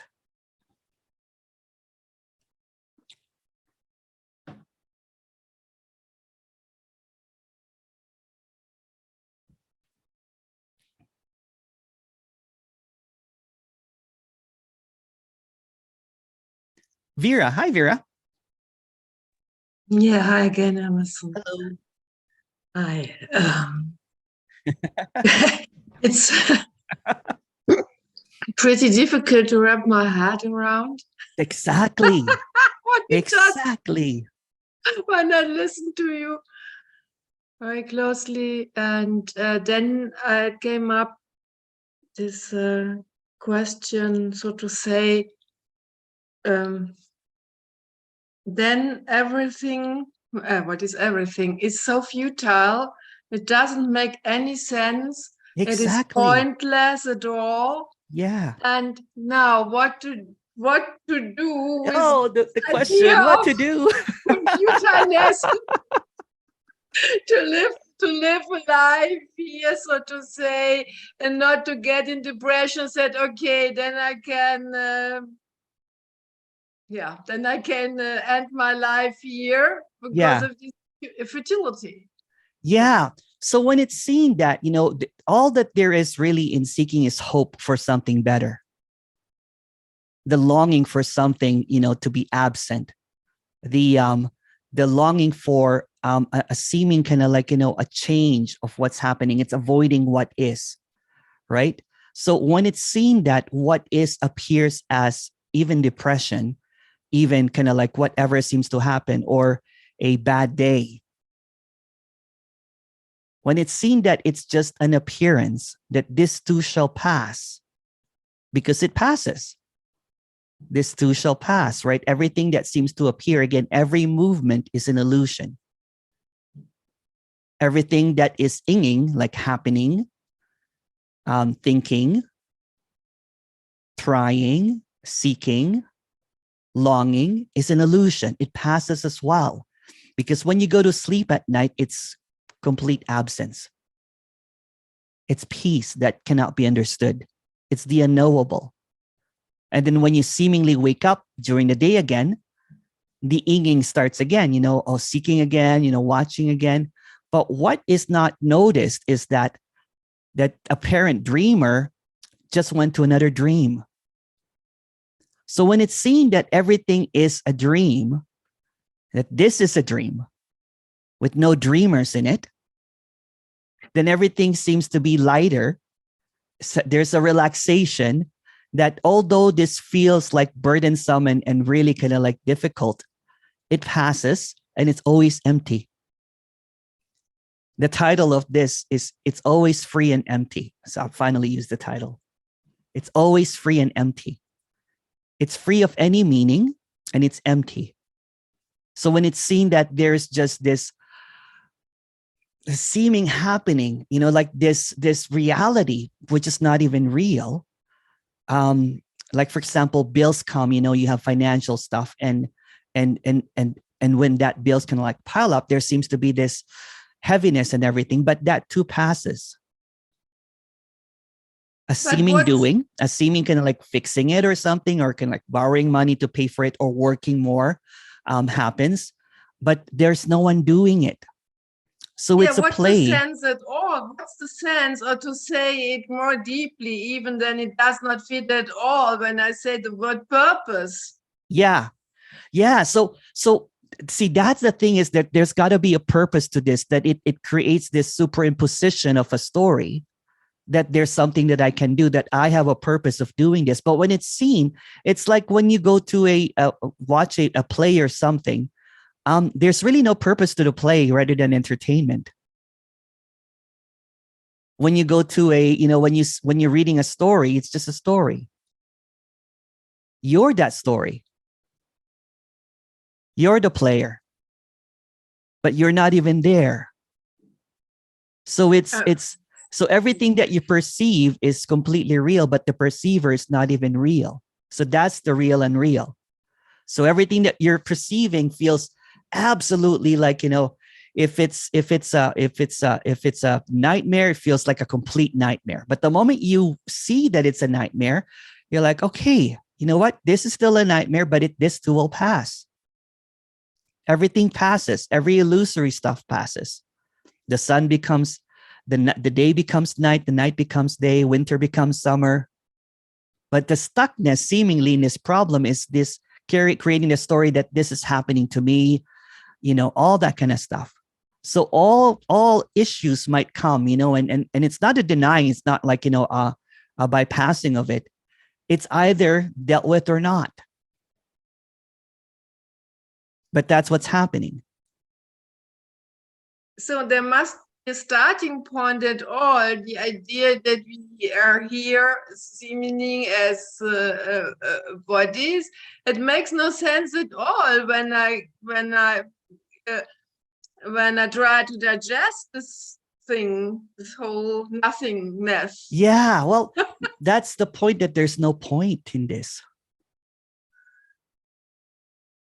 That's the end of seriousness, when everything is seen as a comedic, cosmic joke, that there seems to be a purpose, there seems to be a happening, there seems to be a reason, and then all of a sudden it's seen that like, oh wow, there's really no meaning to all of this. There's really no purpose to this. Might as well enjoy it. Might as well enjoy the show. And so could this be not also a story that there is no meaning? Yeah, there is no meaning. Is that not a story as well? That's a story as well, yeah. Everything is. So everything that rises is just this, everything that arises is just this story, and it's really empty. Again, you can also say that it's unknowable. Everything is unknowable. Everything is just unknown. It's this mystery. And this mystery that seems to appear seems to be appearing as time, appearing as Vera, appearing as confusion, but it's always stillness that's appearing as that. It's just an appearance. So you're trying to figure out the appearance when there's nothing to figure out. You're trying to find it. It's kind of like looking at a mirage, and then you're trying to figure out the mirage. Well, everything that you see is not real. Or kind of like, you're having a dream at night, and then you're trying to figure out the dream at night. It didn't happen because it's just a dream. There's nothing to figure out. There's no purpose in it. Unless you become Freud and you start analyzing dreams, which is just another story. I want to say, is there a whole bibliothèque of dreams? Then it just becomes, it just becomes a reinforcement of the story that this is real, because it's trying to connect. There's nothing to connect. There's no dots to connect here. This is no connection to anything at all. And that's the liberation for no one. That's the unconditional freedom, is that at the end of hope, it's just this. Because hope is this kind of like wanting for something different. When it's finally enough, right? When when you keep on hitting the wall and you're trying to get over the wall, but there's no way of getting over the wall, and it's seen that everything is an illusion, when everything is an illusion but feels absolutely real, because that's how illusions work, then there's just this hopelessness, this this meaninglessness, and then there's laughter usually, or a what do you call that? A grieving of something that never was. Because everything that you're holding on to, everything that you're believing to, when it's seen, is really nothing. And this will sound nihilistic and everything, but that's a belief system. It's just what is. This is not a belief system. So a purpose is a belief. A meaning is a belief. A dropping away of a me is a belief. This is not a belief. It's Honestly, just what is. Honestly, I can see that there is a thought coming in. So Yeah. when there's nothing to be serious and we have to laugh about, and there has no meaning. Oh, you can also cry about it. You don't have to laugh about it. No, I prefer to laugh. Okay. So and what in the world, so to say, it comes, oh, it is dangerous, then people don't care anymore when there's nothing care of, nothing to it's really it feels tangled. Oh yeah. Well, In my the mind. usual misconception about this, when there's no one there, that the person's going to be an evil, it's going to change all of a sudden, doesn't care, doesn't recycle, or robs banks or kills people and everything, because nothing really matters. But since there's no free will or choice, the character will still be a character, and it will still be doing, usually, we know what they say, there's no enlightenment, but chop wood, carry water. After chop wood, carry water.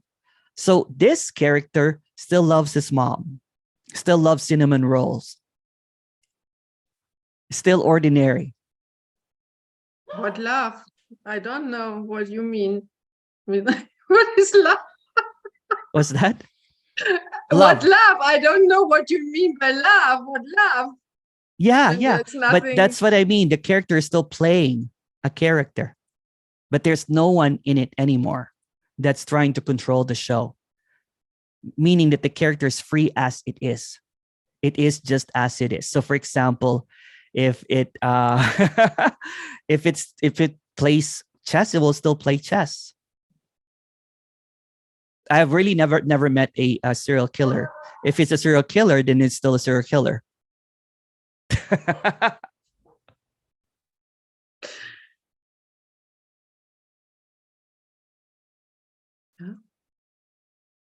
Thanks for blowing my mind.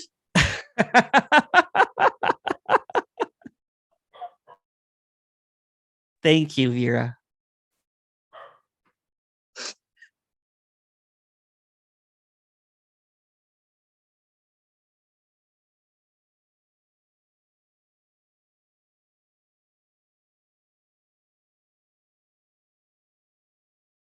It's a whole conversation that's happening.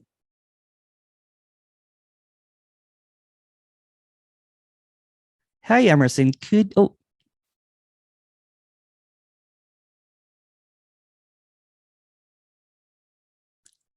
Oh, thank you, Eri. And there's a comment here from, hi, Emerson. Can you talk about Christmas and then fulfilled expectations of a happy celebration, of course, but don't exist?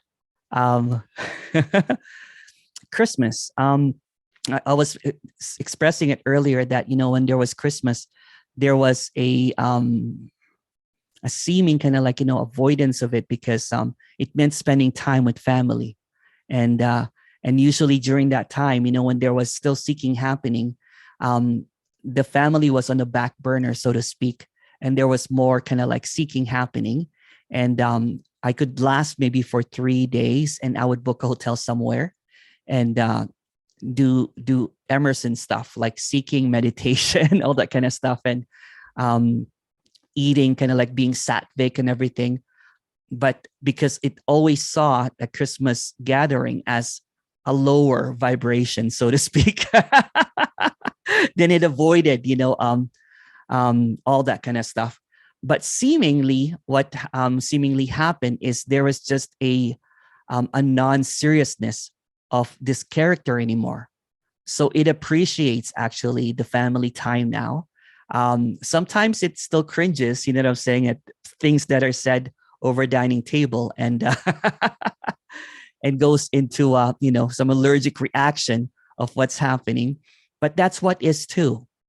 So what is being expressed is not the avoidance or not a denial, not a negation, not a bypassing. It's the full-on acceptance of whatever seems to be appearing. Even when there's a rejection of it, that's also acceptance. So whatever seems to appear, like for example, if I don't want to be here, that's also what is.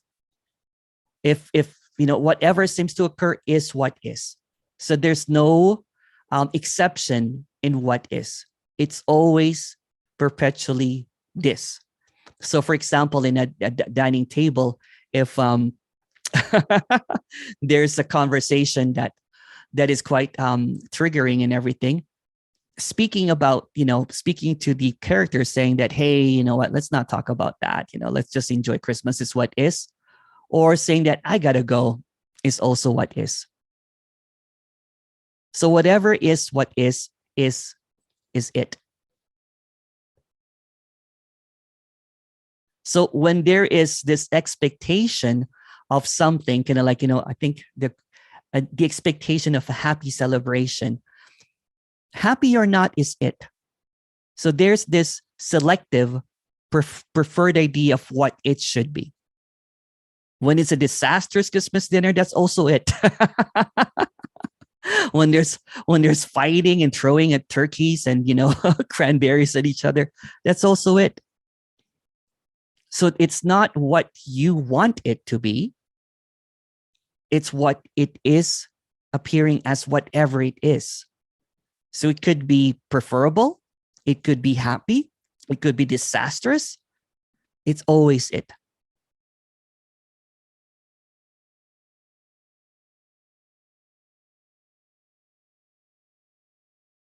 Okay, question. There's no question here. There's just a conversation. What about feeling lonely in Christmas? It's only, yeah, that's also it. That's also it. That's also it. That's also it. It's not the preferred. That's why, sometimes when there is a talk about, because I've been through it, as an apparent spiritual teacher, this idea or this fantasy of always bliss is a fantasy. It's a maintenance. Whatever has to be maintained is suffering. So when sadness happens, that's what's happening. When loneliness happens, that's what seems to be happening. Although there's no different, what seems to appear is the narrative of a lonely person. It's just loneliness happening, and what seems to appear also passes. But there's a lightness, a seeming lightness to everything, because what seems to be appearing is not taken seriously anymore. As I mentioned earlier, it's seen as a play. So sometimes the play is really sad. Sometimes it invokes loneliness. It's a play. It's a game. When it's seen as a game, but no players in it, game on. Thank you for the question.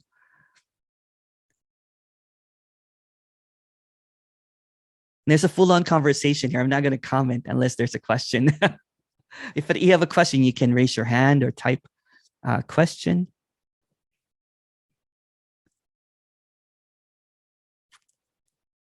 Vera. Oh, you forgot to is that still your? Did you want to add to that, Vera? Your hand is still up. Or did you forget to undo it? I only forgot to lower Oh, no worries. hand. Thank you. I don't know how to do this. Okay. I can do it for you. Just a second. There we go. Casey.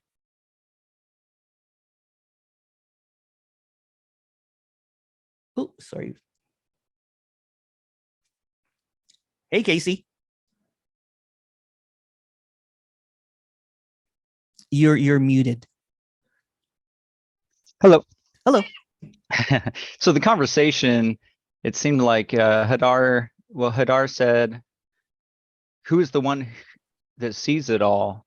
And then he or her said, so seeing it as well is like basically who is the one who sees it all, and isn't that also an appearance as well? Something like that. Maybe you can speak to it. That was our conversation. Who is the one that sees it all? There's no one.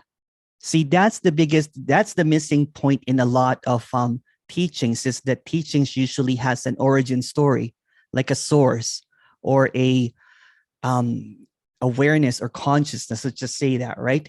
But that's also a knowing. That's also a position. So what's being expressed here is there's no position. So there's no one that sees any of this because it's just an appearance. So if there is a wholeness, the moment that there's an awareness of being aware, so to speak, is dualistic already. The moment that there's a conscious of being conscious, that's already dualistic. So what's being expressed there is the obviousness that when it's being said that this is non-duality, meaning not two, there's no separation. So really there's no seeing. So like I mentioned earlier, everything that's inging, everything that's moving is a checkmate because it's an illusion. It's a stillness. So any kind of knowing, any kind of coming into a conclusion is a position. So what's being expressed here is there's no position. So, I'm seeing the questions. Yeah, so when the mouth opens, the story comes out. And that's just what's happening. There's not even a mouth that's opening. There's not even a story that comes out because that's just another illusion. It's just another narrative of what's happening. If we yank out all of the words, all of the big words like stillness, emptiness, awareness, consciousness, it's just nothing. So you can say that it's just really nothing happening. Kind of like when I said earlier that this can really be concluded with just two words, nothing happening. And then there's usually kind of like a who or a why, that, it's a circular pattern of something that cannot be really answered. It's just this obviousness that it can't be answered. The undeniability that there's no one that knows everything, because every single truth is a subjective truth. It comes from a knowing. So when someone has arrived at like, this is the divine, whatever, like all of this big words, the higher self, being, all that kind of stuff is coming to a conclusion. There's no conclusion to this. This is, how can you conclude infinity? That's a long answer to that short question. Thank you, Casey. Oh, there's more questions here.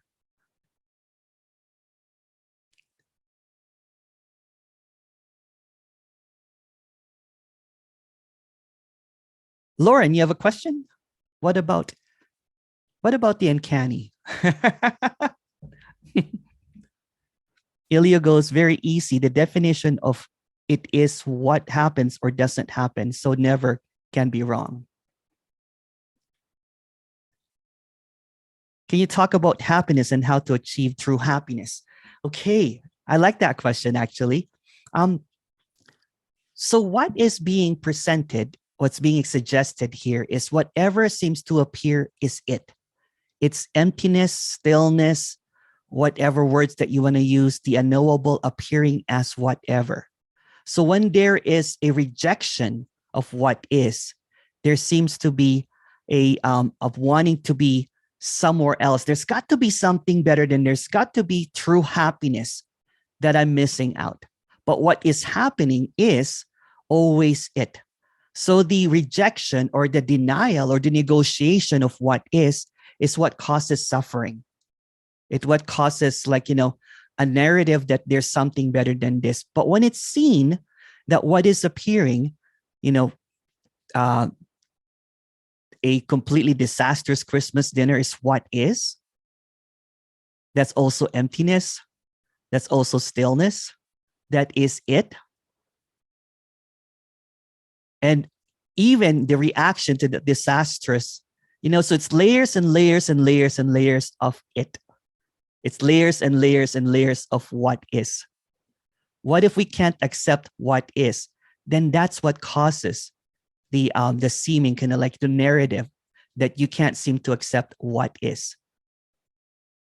But what seem to not accept, even the non-acceptance, is also it. So that statement, so of what if we can't accept what is also what is. So what is appears in everything. What is everything and nothing at the same time. It's always this. So that is also that. But seemingly, even if when that seems to be a non-acceptance or a rejection, then there's another suggestion of what is should be.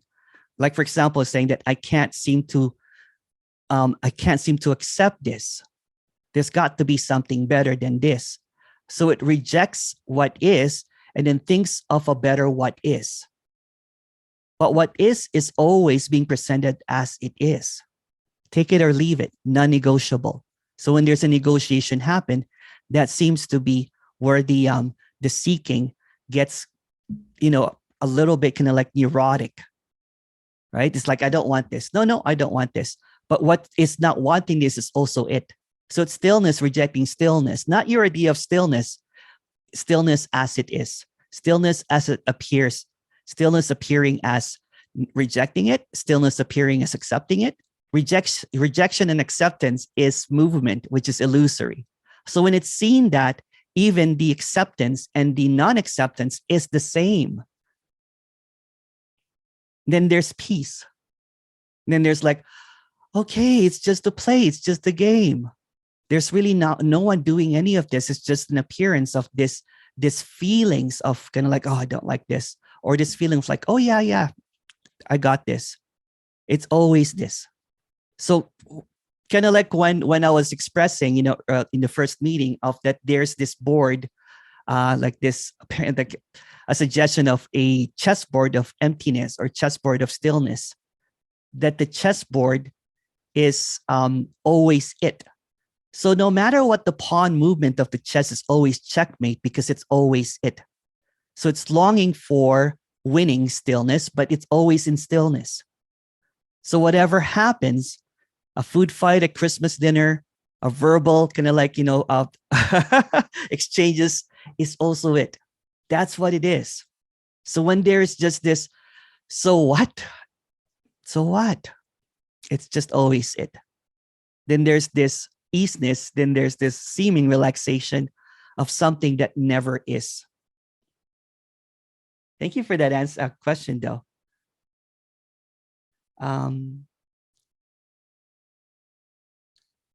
Even feeling like it's yeah. Thank you, Casey. But when there's no one, what is okay. Yeah, because there's no more grasping of what should be. Kind of like what I said, when there's an open house and the doors are not closed, the front doors are open, the back doors are open, whatever seems to come is welcome, but it's also allowed to leave. It's not held on to anymore. So what's being expressed is like this openness of whatever, it's kind of like bring it on, whatever it is. This is not all, there's this idea again, and it's just another idea that this should be this euphoric, in the beginning, I'm saying when this is seen, it could be this euphoric, blissful, perfect, brilliant stillness and everything. And it's seen that way, or it could be a grieving of something that was held on to. It could be belief system. It could be relationships. It could be the expectation of enlightenment. When it's in it comes crushing. It's just what is. So it can even appear as, there's people that usually sees this and they go to a spiral of seeming suffering and depression because what they thought made sense does not make sense anymore. What they thought they held on to strongly, like, something that was held on to, like seeking for true happiness, collapses, and there's no such thing. There is this contentment of whatever is happening, sadness or happiness, there's this peace, this undeniable peace that appears in everything. So whatever seems to be occurring is just seen as it is. It's at peace with it. So the character is like dead because it's just an acceptance. Thank you, Erie. I've used that a lot. At the open house, when what's being expressed there is just the openness, that everything is welcomed, and nothing is rejected. But there's also an openness to leave. Nothing is ever held hostage. Usually when there is a narrative, for example, when someone hostages the idea of true happiness, then it creates this seeming suffering, and it gets into this dogmatic belief system of how to get it. So when there's this absence, when there's this openness, when there's this, you know what? It's just an appearance. It's just a dream. So everything that's appearing is just this seeming reality that feels absolutely real, but it's not also. So the seeking for something is also seen as a dream. The dream is looking for a dream.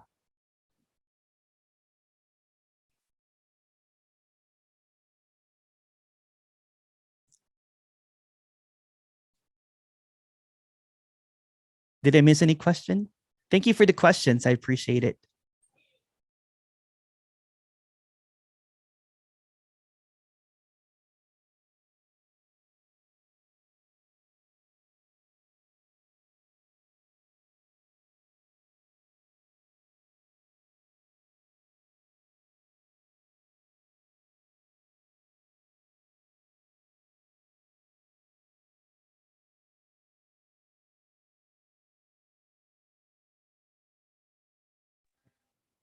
Emerson. Hello. Hello. Hello. Yeah. Hello. Hello. Hello, Petra. Hi. Yeah, it makes so perfectly sense. The thing is, mm, when things become so, luckily not these days, become so overwhelming, then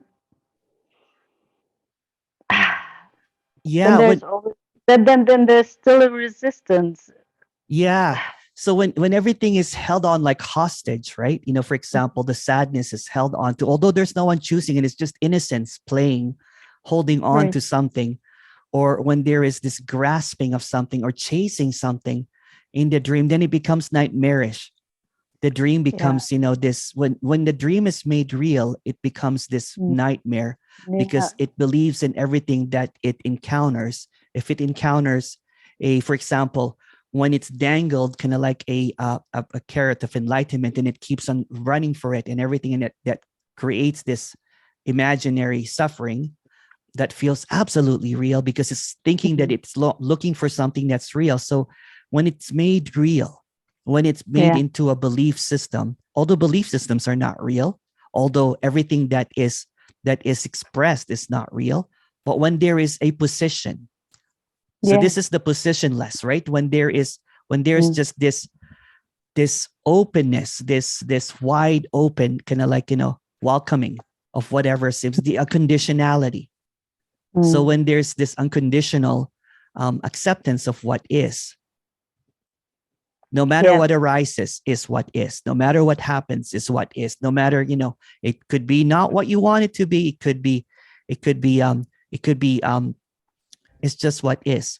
And every single action in reaction to what is also what is. So everything that happens is what is. So it's layers and layers and layers and layers of what is. Yeah. I mean, it's what it is. I mean, it's never not what it is.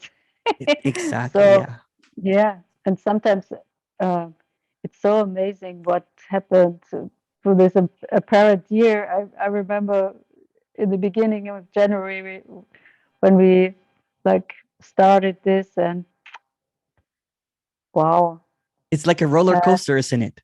Yeah. Yes.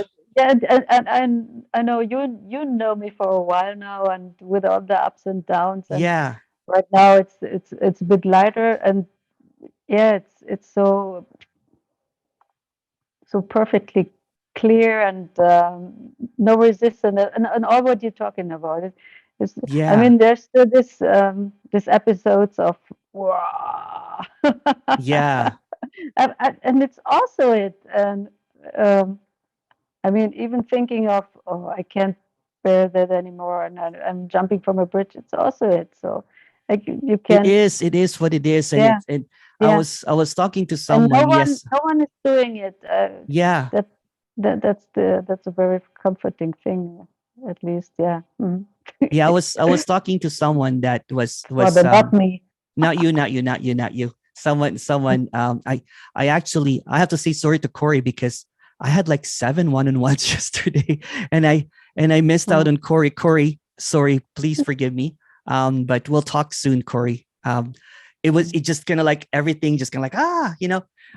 But so I was talking to someone, and that someone, I'm not going to mention the name, of course, you know, opened up, you know, crying, and just sadness pouring out, you know, pouring out for about like 5 minutes, right? And basically said, "Oh, I just I just saw one of your videos, and it all clicked, but I'm really sad about it because it's a loss. It's a loss because when this apparent character, you know, started seeking, it was looking for an end result. It was looking for a, you know, and every seeker is looking for that final destiny. And so he's been seeking for like, I don't know, like 30 years or something. And he goes, I've never cried before. So there was this, he goes, and this is really good. And he said that I used to reject all of the bad feelings, and I kept up this you know, this facade of whatever, but inside, you know what I'm saying, he said that he really just wanted to cry. So he booked an appointment so he could cry. which was beautiful, right? It's not about, you know, it's not about like, it's not about just this blissful state. It's the whole, it's the whole thing. It took me a while to see. It's not about what they promise you in Buddhism, this eternal peace and eternal happiness. No, it's in everything. And it's in everything. It's in the darkest, you know, happening, and to the most blissful, you know, and everything in between. It's all it. And also this stickiness, which there's still someone who wants to get away from these sticky things. Oh no, that's also it. Sticky again. Yeah, that's also it. Yeah. So it's also it. Yeah. It's so hopeless that you just can't help but laugh about it sometimes. You know what I'm saying? It's the seeking is so hopeless that you're just gonna, like, one day it's like just have that that laughter, like laughter and crying sometimes, right? That's what the person was saying to me, that it was just so what he had to do to kind of like, you know, to kind of like went all over, you know, going to this place and that place, listening to, I'm not going to mention the name, this, you know, teacher and this everything is done, the whole thing. And what was kind of like, what he was just trapped in either this or that.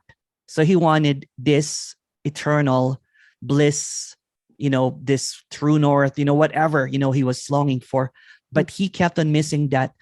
It's also so when he was crying, it was just the biggest release, because this is also it. This is the sadness of the longing, of the death of that longing for something different than this. Yeah, the end of trying to get away from what is. And also with the seeing through of the arrogance of but I see through all the your illusions, and I see, you're not there. It's wow. It's not a position. All this arrogance crumbles also. That's also, that's it. Wow. Because when it becomes a position, when it becomes an attainment, right, then it becomes arrogance. It's not about attaining something. It's not about Yeah. losing something. It's in everything. It's attaining, losing, Yeah. having the same thing. It's whatever seems to happen. It's in everything. And it's, Yeah. Nothing right or wrong. And yeah, yeah. it's So so beautiful that way, right? Yeah. Because it's in Mhm. the it's in everything, including those shameful stuff that you think were shameful. It's it too. Yeah. It appears in everything, including the things that you think were wrong. Is that too? The things that you Yeah. reject is that too. It's Yeah. in everything, and it's just unavoidable. That's so incredible, beautiful. Beautiful. Thank you. Thank Yeah. you. Thank you. I'm happy that there's lightness. I can, when I usually see you, Yeah. there's, Me too. yeah. Yeah. In my case, you see it right away. Yeah. Oh. Yeah. I saw the Yeah. new haircut, like walking along earlier. Good, good. Okay. Thank you. Talk to you later. Corey. Hi, Corey.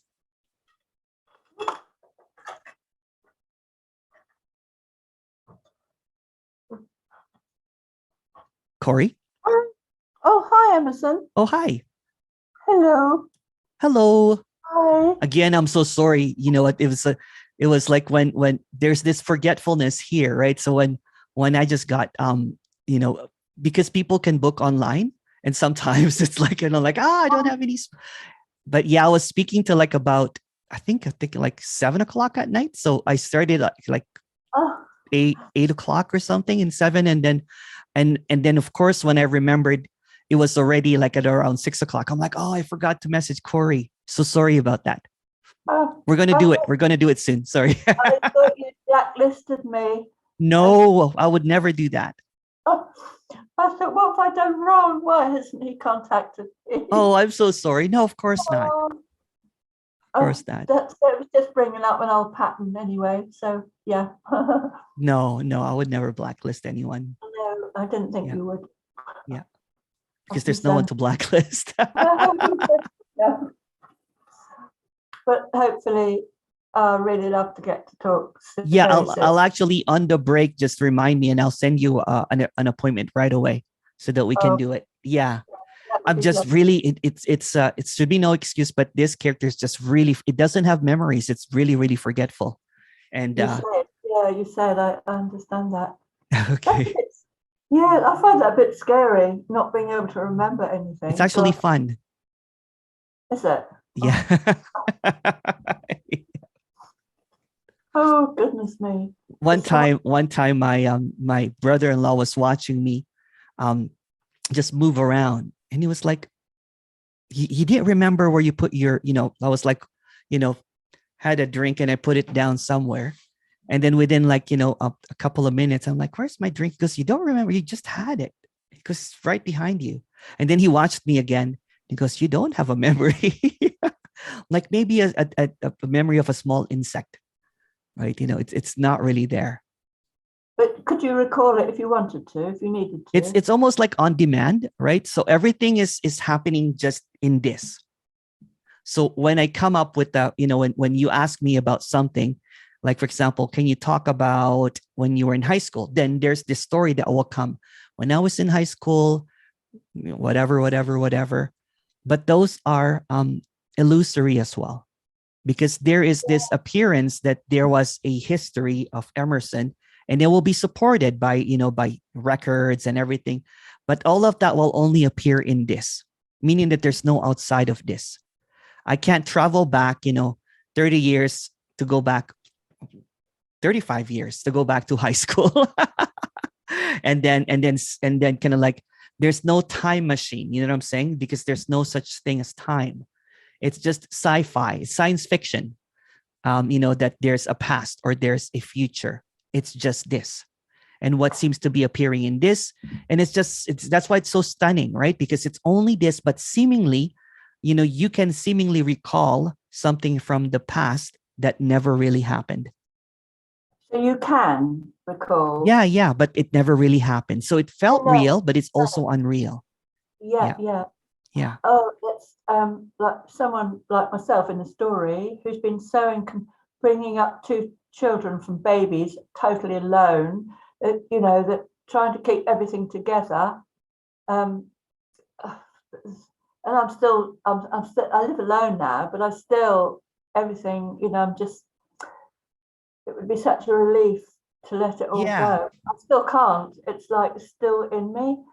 Yeah, and that's okay too. There's nothing wrong with that. That's also what is. That's Yeah. also what is. Right. Yeah. So what's appearing, you know, and this, I really like this one is because this character seems to be more, this is just a story again, right? Because it is always in this. So it doesn't avoid this anymore. So when I'm talking to someone, there's this seemingly full attention to it. There's this, you know, when there's more loving, you know, appearance coming to mom or to brothers or to sister or to dad, you know, there's just this impressive instance that it's always present. It's always present. Even when it's not present, it's present. So there's just this But even when you're not aware of it, I don't feel it. yeah, it's always present. Yeah. So for example, when I'm walking, you know, and walking, I love walking. I love looking at trees. I can get caught up in looking at something, you know, for quite a while because it's caught up, you know what I'm saying, in this. It's always caught up in this.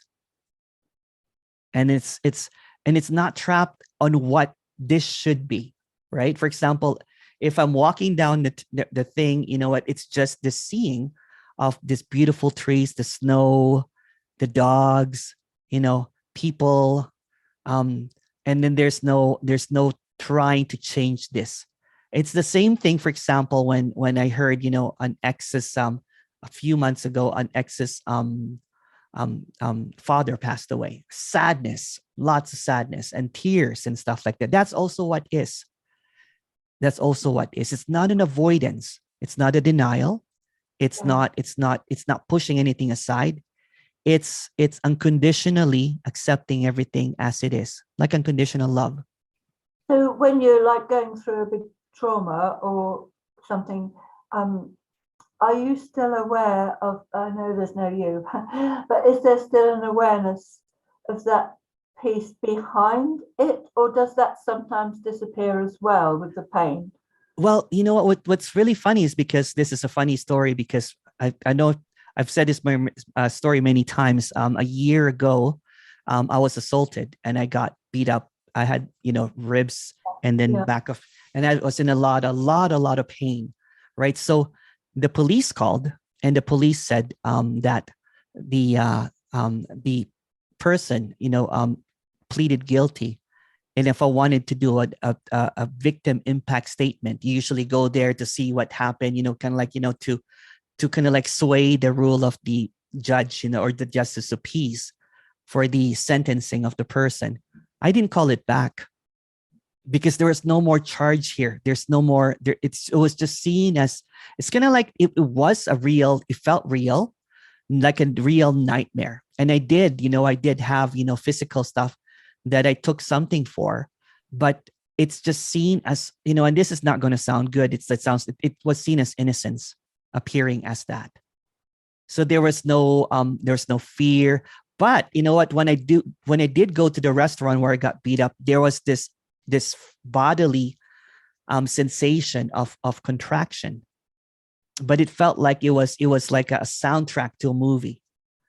But what seems to appear also passes, right? So it's almost like the body's warning that this is where you got beat up.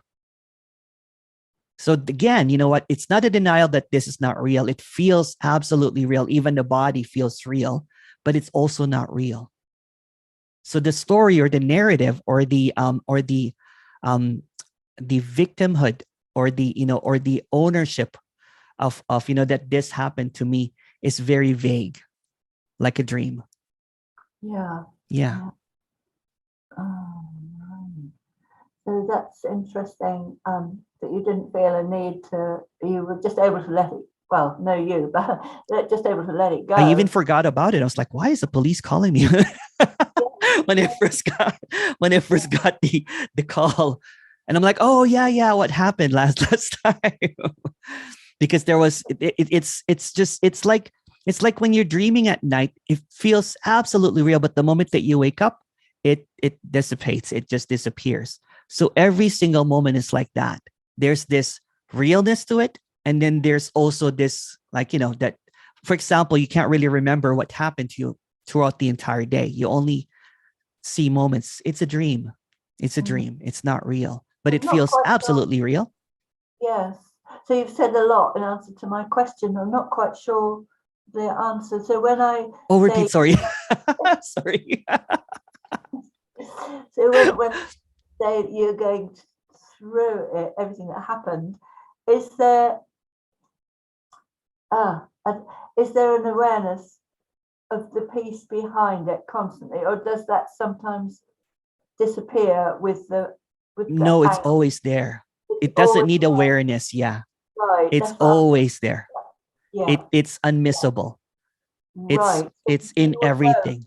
You will know it's there despite what you're It's going not even knowing it. It's unknowable, but it's always there. So it's not about what I know, because there's no one here that knows. It's just what is always present. So I'll explain, right?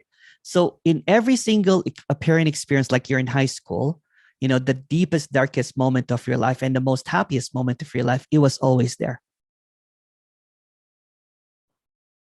It was always there. It's the seeming, kind of like where everything arises from. It's the emptiness or the stillness where everything seems to appear.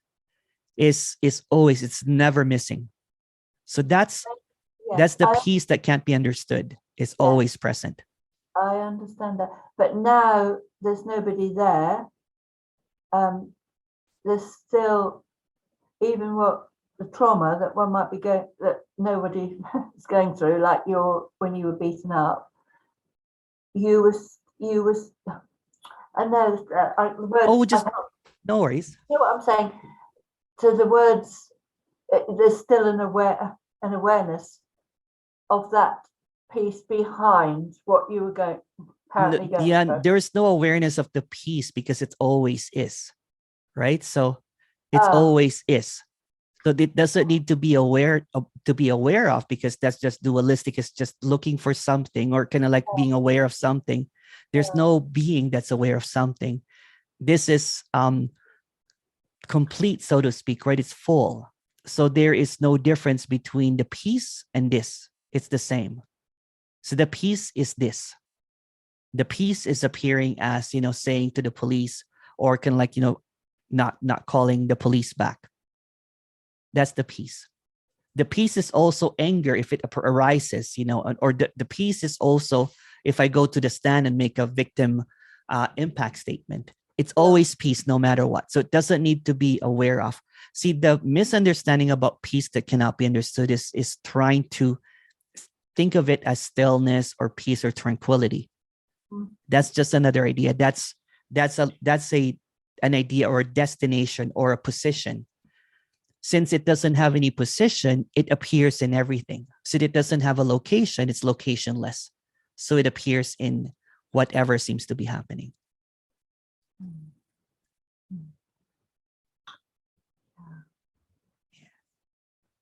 What is here is also there.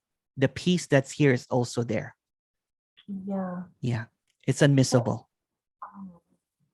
I don't know, but I sort of feel sometimes that there is something here that I don't know. I think it is kind of an emptiness. Yeah. I don't know. But I've been with this message for over 20 years, and I feel there is a big shift. I don't know, but yeah. It's the relaxation and what seems to be happening. It's the easiness. Yeah. That's so. it. I think so. It's coming. Oh well, it's not coming because it's always there. Actually. Yeah. It's always there. Yeah, got you.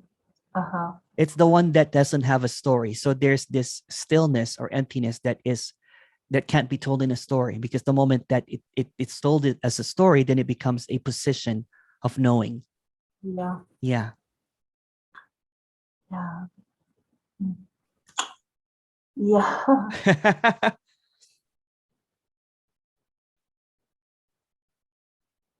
Thank you, Emerson. Thank you for the beautiful question.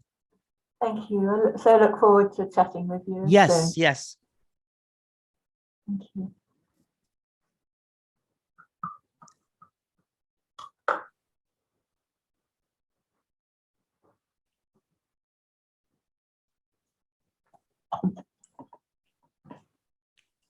Oh, there's a lot of question here. Cool, cool.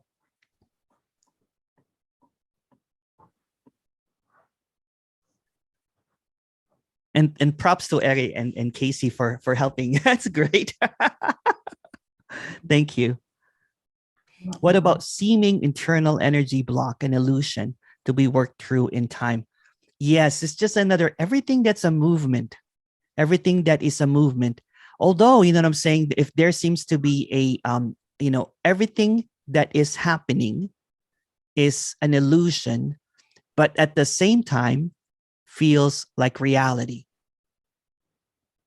Everything that is happening is not real, but at the same time is absolutely real.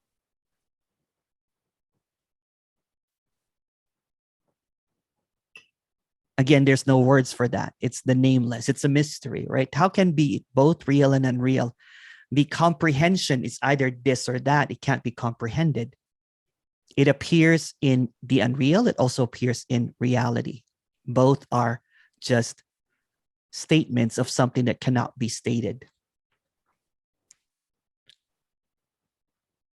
But if there's a seeming block, you know what I'm saying, an internal energy block, also kind of like, it also kind of like doing something to ease that is also what is.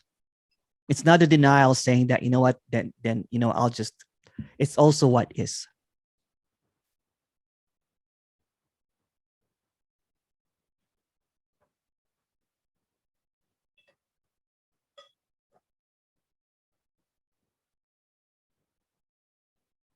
Oh, thank you, Katriana, too, and Ariane. Beautiful conversations there. Awesome.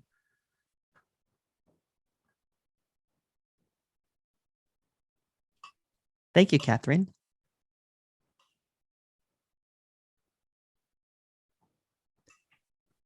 Okay, I'm going to read this one. Thank you so much, Katriana, Eri, and Casey, for beautiful conversations there. It seems seeking inherently has the hurt of not having, and having inherently comes in the potential of losing, and seeing everything that is what's being sought. It's the neutralization or seeing that nothingness in all, letting go of weight or value. Yeah. There's this seeking for something. And when it's seen that something really is it, meaning that stillness is seeking stillness. So whatever it's sought is appears in everything. So all that there is this. And this is all that there is. And this is appearing, everything that is sought for is appearing in this. It's already this. So when there is a seeing that it's already this, so that imaginary longing for something other than this usually crumbles away. And sometimes it has the effect of like, what a loss. I did like 20 workshops, traveled around, that kind of thing. It's like a loss in investment. But the good thing about it is also that nothing was really lost at the same time. So it's a relief, but it's also kind of like a loss. And sometimes that relief is like that dude that I was speaking to, that he was just kind of like kept on kind of like, what did he do before? He did a lot of Buddhist stuff, kind of like Petra there, a lot of Buddhist stuff. And then he went into the guru kind of like, the guru caravan, the guru show. And then when he finally just kind of like just completely what he really wanted was just that is already in everything, including sadness. It's in everything. Ilio goes, this is everything, and that includes all and the some things, but how do we look for everything? So we look for some things. No, really, you don't have to look for everything because it's everything. Looking is something. When everything is everything already, then it's everything. No looking required. It's not necessary to look for something that's in everything. There's no attention or awareness or or trying to grasp for what is already everything. It's in everything. So even when there is no looking for it, that's also it. It's in everything. Looking or not, no looking, none of that is required. Because what is does not need any maintenance or seeking. It's what is. And Eri goes, is and isn't. Yes, thank you. Oh yeah, there's a question that I missed. Sorry about that, Sue. Katriana, thank you for reminding me how to deal with negative thoughts and feelings when they come up. Just be aware. Well, what seems to be appearing, and again, I kind of like answer that it is what it is. So seemingly negative thoughts is also it. No need to be aware of it. It's it. Because awareness creates this, this distinction of, good or bad. Who is aware? When there's an awareness, there's a preference now of what seems to be happening. So when it's seen that, the one that's aware, the one that is seeking is both illusory, then the collapse of the seeming dualistic understanding of what's happening is just seen as what is. This is really about simplification of something that is already obvious, something that is already present in everything, that there's no need to be aware of it because it's present in everything.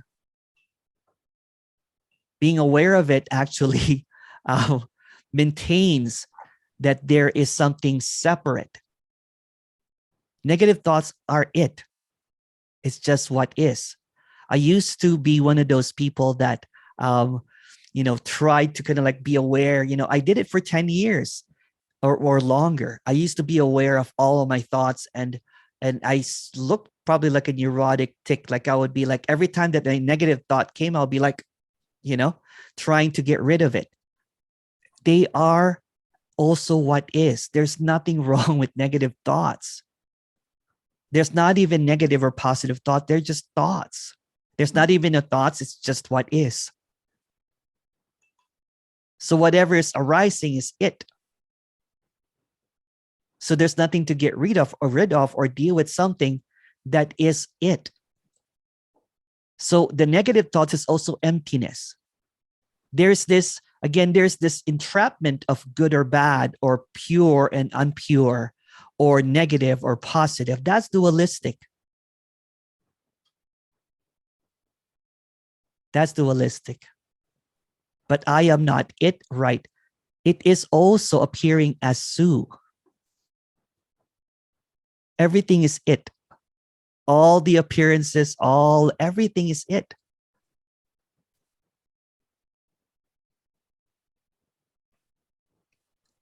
So everything that's arising is it. So there's nothing to know, there's nothing to get rid of, because it always. It presents itself as is, whatever it is.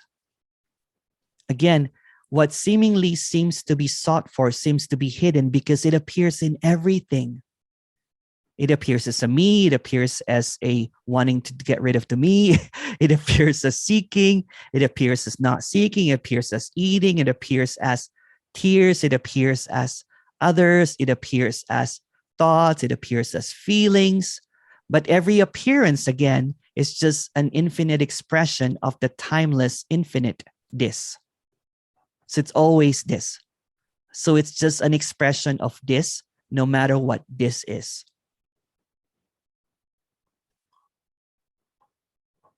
But there is still seeking, it's just it. Seeking is also it. There's no one seeking, it's just it. It's just what is seeking itself. So again, stillness is seeking stillness. What seems redundant, right? Who are you? There's no one here. There's this seeming kind of like character that seems to be talking and everything, that has a story. It's a collection of stories. You can say that there's a speaker here that names Emerson and everything. There's this, but there's also just another story. Again, everything that's moving is an illusion. Everything that is a movement is a checkmate. This is stillness speaking to stillness, but it has labels like Emerson or Sue or you or who. Those are just words. They're just empty words. You can even change that to emptiness, emptiness, emptiness, emptiness, emptiness, emptiness. It's all empty. Thank you. Thank you.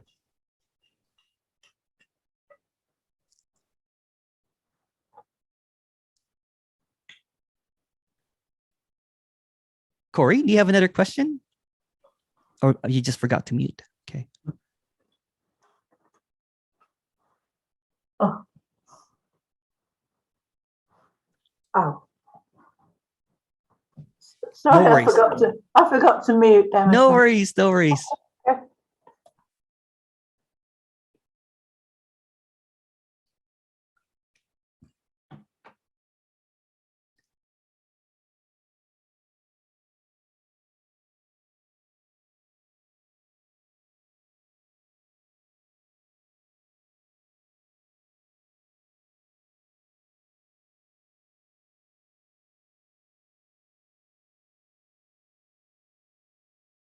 Hi, Emerson. Can you talk about what's happening to?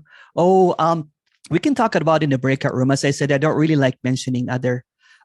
You know what I'm saying? Since there are no others, but we can talk about it in the breakout room if you like. Yeah, it doesn't really matter, but we can talk about it in the breakout room. There's just no need to talk about others.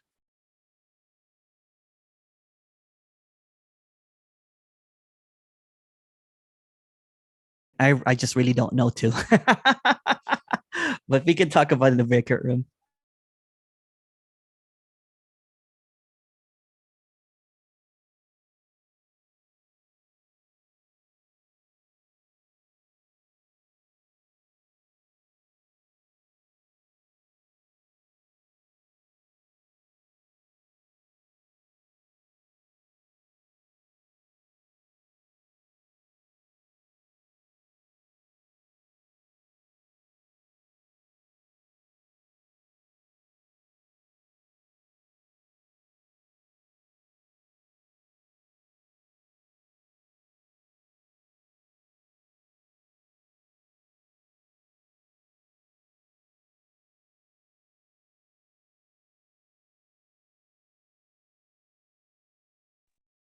From the time we try to express this, it's just another story, isn't it? Yes. The mind grasping to define something being nothing, nothing being everything, loops upon loops. Yes. Yes. So sometimes there is a looping or getting stuckness of all of this, what's being said, and there's nothing wrong with it, right? You can't possibly imagine nothing being everything, or it can't be comprehended. What is being expressed is supposed to kind of like, it's to break the mind that there's no mind, because it can't be comprehended. When it said that this is empty fullness, it can't be imagined. It's not supposed to do anything, but it creates this stall, this stop, like nothing is everything. Boom. Nothing happening. Boom. These statements are not a conclusion. It's openness. Because the moment that there's a conclusion to what is being expressed, then it has gone into this cyclical looping of understanding and knowing, this cyclical illusory ideas that generates more ideas. When the ideas are corrupt, there's just this openness. You're like, oh,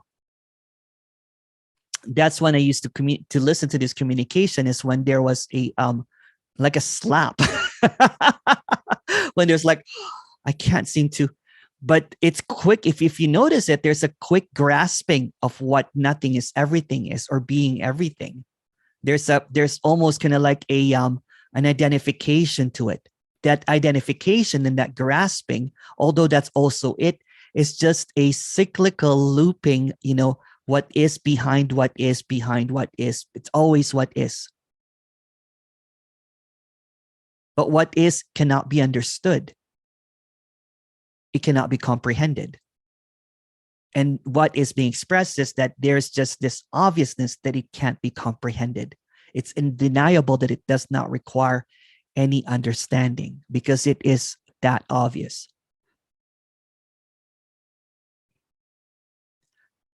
I think I'm not sure which speaker did this. It's kind of like looking at one of those 3D puzzles, it's one of those from the 90s.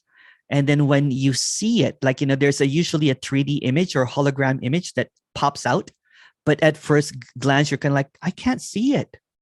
It's supposed to be a butterfly or, I don't know if you guys have seen, what I'm talking about, right? It's like an image. And then it's like an optical illusion. And then when it pops, you're like, oh, there it is.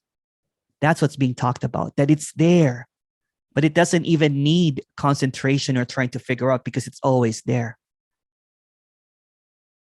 Animals can talk about this. So emptiness that appearing as a human form is the emptiness appearing as talking about what is. Yes. I like that, Hadar. I made a mistake with the schedule, but I'm going to go with it. I was supposed to have an hour and a half break, but somehow I made it the next thing for 4 o'clock. So we'll have a quick 30-minute break.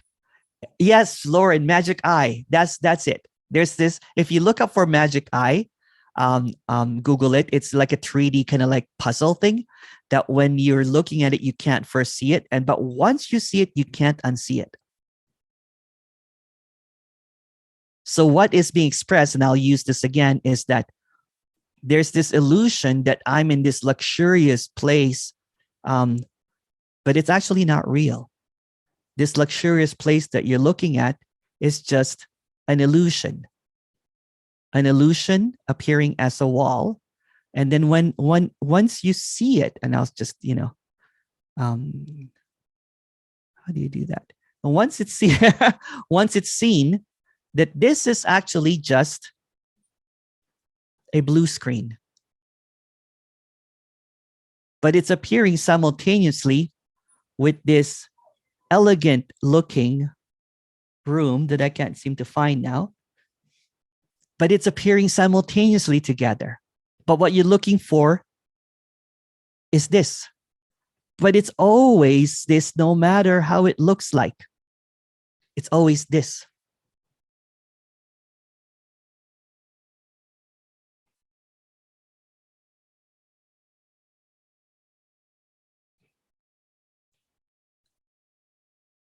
So we're going to have a short break. Thank you so much, everyone.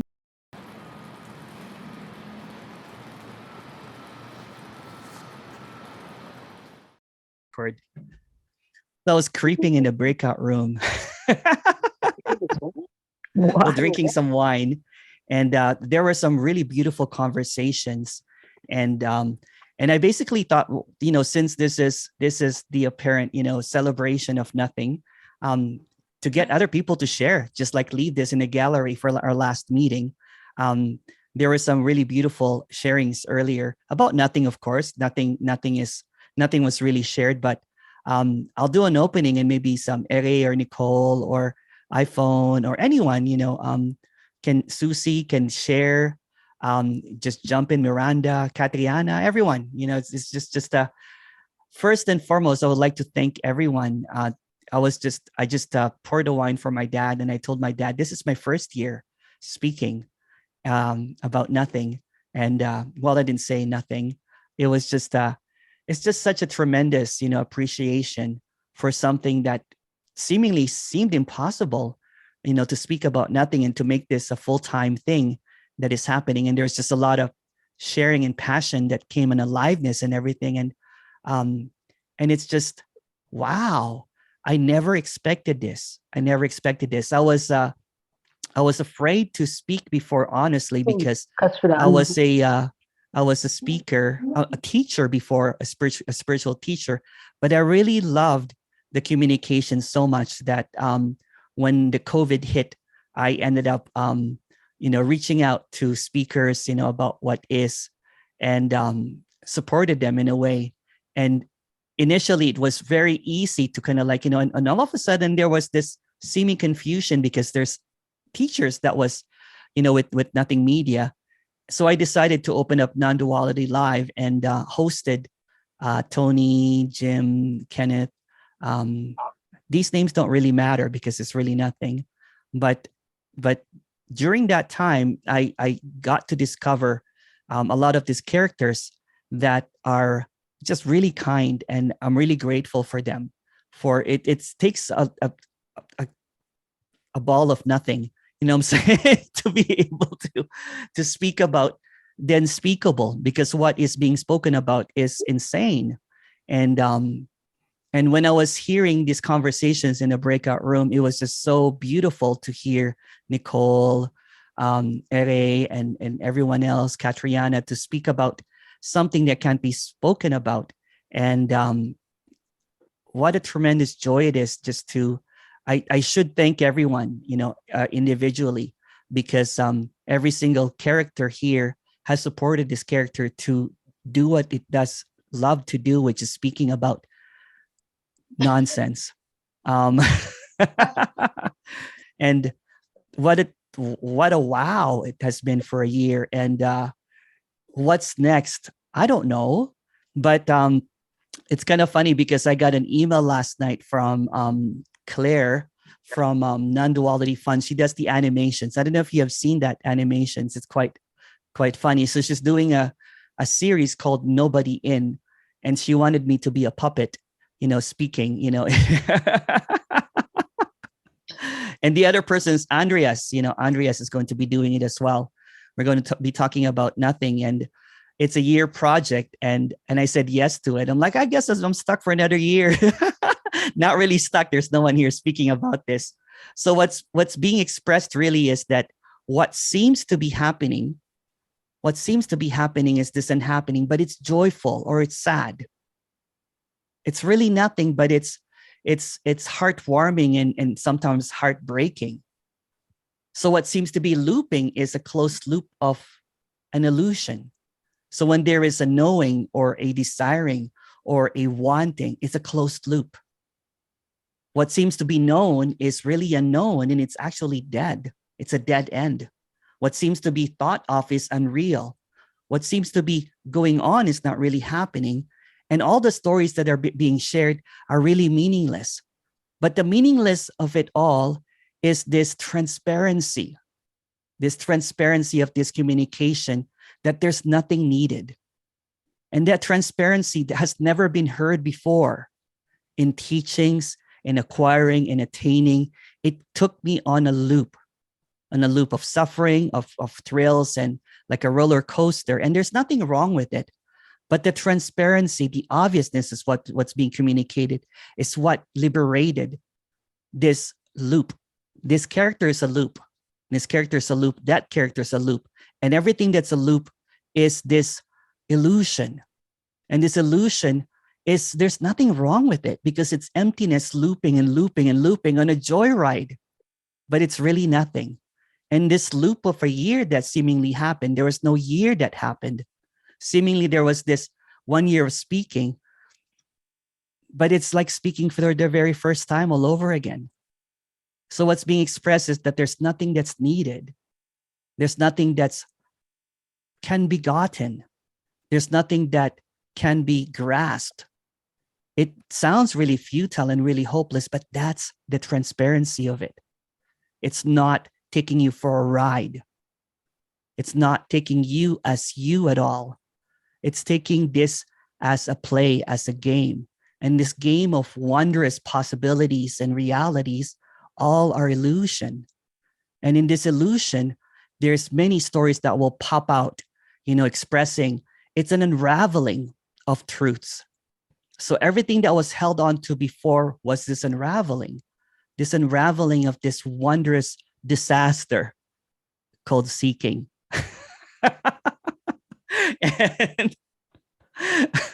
And if you want to come, anyone that wants to come up, I'll just keep this open in gallery. If you want to share something, it's a Christmas party. Go ahead. Not all at once.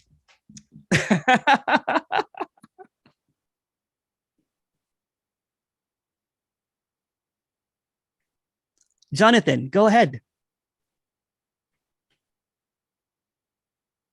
Oh, Emerson, I just, and to everyone, I mean, you like, I'm going to speak in total duality terms and I don't give a fuck. That's cool. I'm so grateful to you, man, because everything you talk about is exactly my experience. The suffering, the torture of seeking this unreachable goal that was always 5 inches from my nose. Oh no, it's just 6 inches from your nose. Oh no, it's just around the corner. Oh, just come for another darshan. Just come for another satsang. Just, just keep climbing that mountain that has no peak. And then somehow you popped up on YouTube for me in June or July.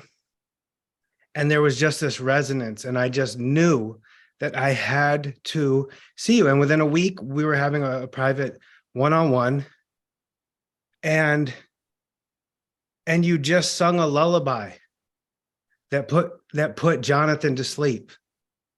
And even though you may be a dream character, I may be a dream character, you are the dream character that put me dream character to sleep. That never happened, but I'm just saying, between us, whatever the fuck I'm saying, I know I know my experience. I know I'm not speaking non-duality. I know everyone could curse me. I'm just saying there's a piece here that was never here before. There's an ease that was never here before. There's and I'm going on and on, but it's because the gratitude is real.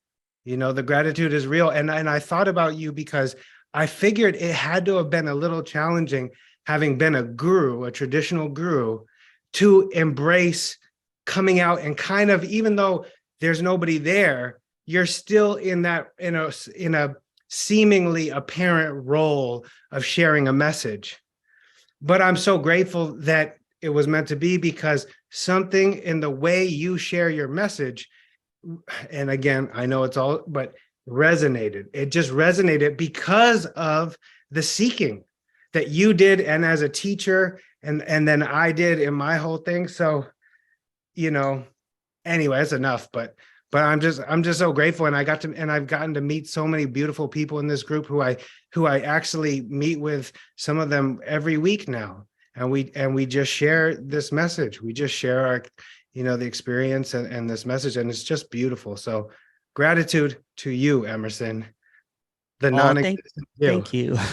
Thank you. Oh, and this is not a testimonial thing, but thank you. But thank you so much. I love you, Jonathan.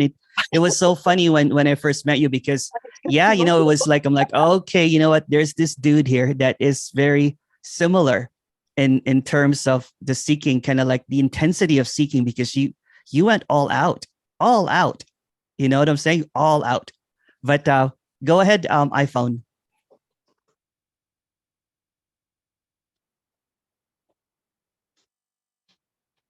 You have to unmute yourself first. Yeah, I don't know how to change the iPhone name to Dana, but my name is Dana. And hi, everybody. I'll change it for you. Okay, thanks. And hi, Emerson. And yeah, I just have to piggyback on that, because I'm super grateful, that this message was heard. And wow, I know like nothing really happened or anything like that, but the story has gotten nicer, there's no doubt about that. And just I feel the energy has allowed emotions to be more just raw and real, and just felt, just really felt. And I was in a Buddhist community and did hardcore Buddhist practice for 17 years, It was like, wow.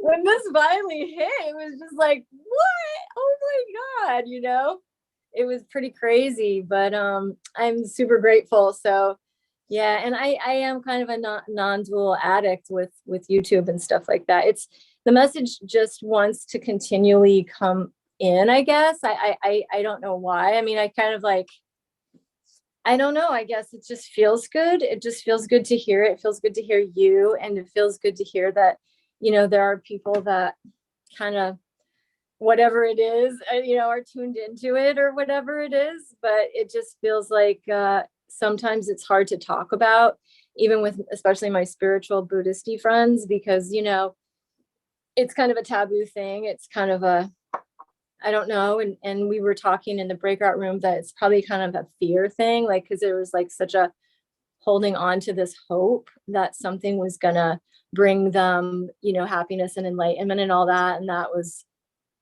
when you talk about this, because there's nothing to hold on to. It's just totally free fall. There's nothing to hold on to. And it is kind of overwhelming. And I think it can be really scary for people. I like that story when it's scary, saying, because it creates this creates this what do you call it, narrative that it's not always just this bliss, because there's this fantasy about the blissfulness of everything, or the and which is just suffering, really, if you really look at it, because it's seeking for that eternal rest or something, when it's always this. And there is an appearance of a sort of I don't know, a sort of a path that happened here. And there was definitely, when everything was sort of seen as what it is, it was kind of anger, it was kind of joy, it was kind of, bliss, it was also, and despair. There was like, there was a lot of, I don't want to get out of bed because everything is meaningless kind of feeling for a while. And that, was there. It appeared to be there, and it appears to not be there now, but it can be. But there's a sense that feelings are just felt for just rawness, or just as the energy arises, there's feelings. And there was a suppression of feelings for so long during the Buddhist kind of path, because you had to live up to a certain role that you had to play as a, bodhisattva and all of that. Which is a story. Beautiful, Sherry. I didn't really dabble much in Buddhism, but someone said that, oh, maybe you're a bodhisattva, Emerson. I'm like, yeah, I've suffered a lot, and that was kind of like another story, right? Yeah, I know, but it's so cool when you can really just see everything as stories, and you can really see it's just all, this persona is just all just a character that's just been molded, throughout conditions and, whatever, just all thoughts and views and beliefs, and not anything that is there. There's nothing there, there's nothing there. So anyway, it is quite awesome, and I'm just really grateful to you. So I'm going to piggyback on that message of gratitude. Oh, thank you. Yeah. For people that just walked in, we're just basically opening the room for anyone to talk about anything. And I think it's just kind of cool, just kind of like a hangout and everything. And later on, we're going to dance. Susie had her hand up earlier. Oh, maybe she's busy. Hey, Zabi. I like your shirt. I'll come back, Emerson. Okay. So we're just really opening up the gallery for anyone to speak about whatever, because I was just really enjoying the conversations at the in the breakout room, and there was just a lot of beautiful sharings there. Emerson, I was thinking earlier just how grateful I am to have stumbled onto this and been embraced by this. Your incredible availability is just stunning. It's just stunning, and there's so many beautiful beings in this group. I'm just so happy to have met you all. It's just been a delight.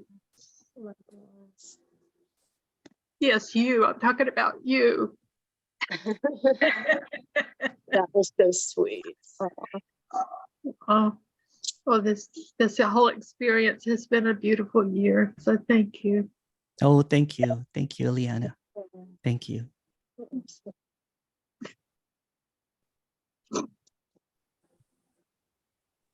Yeah, I want to ditto what Ileana just said, and everyone, thank you so much, Emerson. Yeah, I'm going to cry. I don't want to talk. Yeah, no, I don't want to talk. I'm just so grateful to some really, really, really wonderful people here. And yeah, I'm going. Thank you, Susie. Thank you, Susie. It was funny when I first met Susie. That was I was not even speaking yet. I was just I'm not really sure when it started, but a year ago, right? And then we talked, we conversed, and it was just the beginning of something. And I was just a cheerleader. I was just a fanboy at that time. You're an incredible friend. Oh.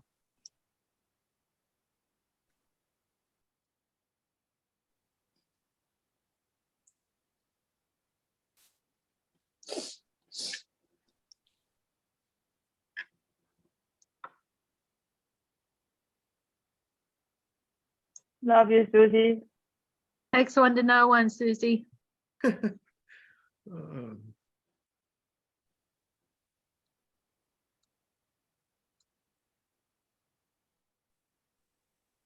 Hi. Hi. Hi, nobody, Nikki. That's how I know you. So yeah, I just the words, I can't find the words to express this gratitude, this like unconditional love, this message that gives nothing, because nothing was ever fucking needed. Like, what a message of absolute unconditional love. And you don't, when you first hear it, at least here, it was terror, bewilderment. It was everything that I thought I had meditated away or spiritual practiced away, every ugly, dark emotion that could ever arise in the Nikki story was just here, just in the, there's no way to avoid it, totally unavoidable. And I don't know what to call that except for maybe the allowance of whatever was here. Even some stuff, it's like when there's no more denying anything, in a way, then even trauma, like different random memories from that I didn't remember came, and it was just wide open to feel all of that, which felt like dying in a way. But now it just feels like a love story, like it never happened, and there's just this love of this message, and this that anything can arise. There's nowhere to get to, there's nothing to get, there's no that grasping, that seeking that always seemed like was there, just seemingly it's all, even the seeking is it's incredible. And yeah, just gratitude to you, Emerson, also just for the way that this is communicated, and then these spaces in the breakout rooms. There's just so much just love, in those rooms too. And yeah, it's like when it feels like you're stuck and you are the seeker, and then you're told it's inescapable. Where's the seeking energy left to go? It's fucking beautiful. all this while thinking that there was actually something to get, and that when it was spoke of that there's nothing to get, there's nothing to get. I don't know how many times it's said, and it's like, no, but they're saying that has to be something special. Like nothing is obviously something, and it's obviously way better than this. And then finally it's heard, it's nothing. Like there's nothing to get. it's yeah.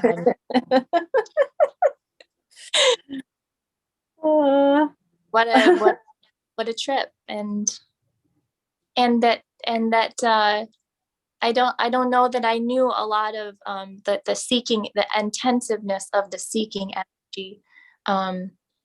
I think I didn't know like a lot of people who were kind of seeking in that desperate way, that felt like the way that the seeking played out here felt almost suicidal, like total, like, and I just, this message feels like a fucking, I don't know. It just feels like this is it, even the seeking. So, yeah. That's it. That's all I want to share. It's wonderful to be here, and yeah. That's beautiful though. I loved it when, you know, you thought you could meditate your way out of this.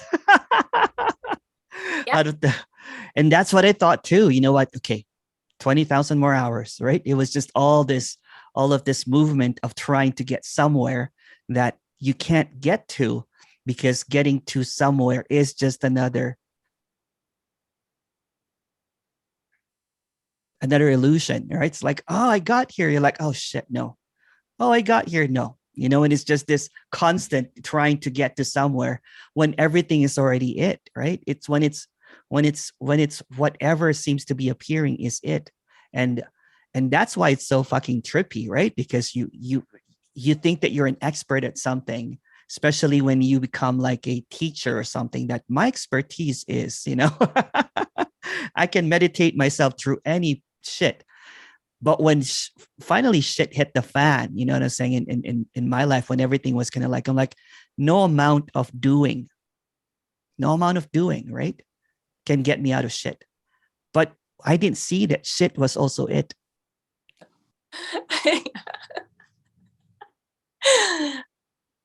Yeah, in the story of Nikki, there was a lot of purpose and meaning and helping others get to a place of neutrality, and you had to maintain that. So you had to maintain a certain amount of ease, and then there was a lot of service work, and there was, you know, and then there was, you were sort of perpetuating this loop by then people would call you, and then you would sort of tell them that their suffering was for a reason and for a purpose. And so at a certain time, there was this like, this is all full of shit. Like, it's like, there's nothing to this. This is totally, but seemingly in the story, maybe people, their lives would improve, but ultimately not really, because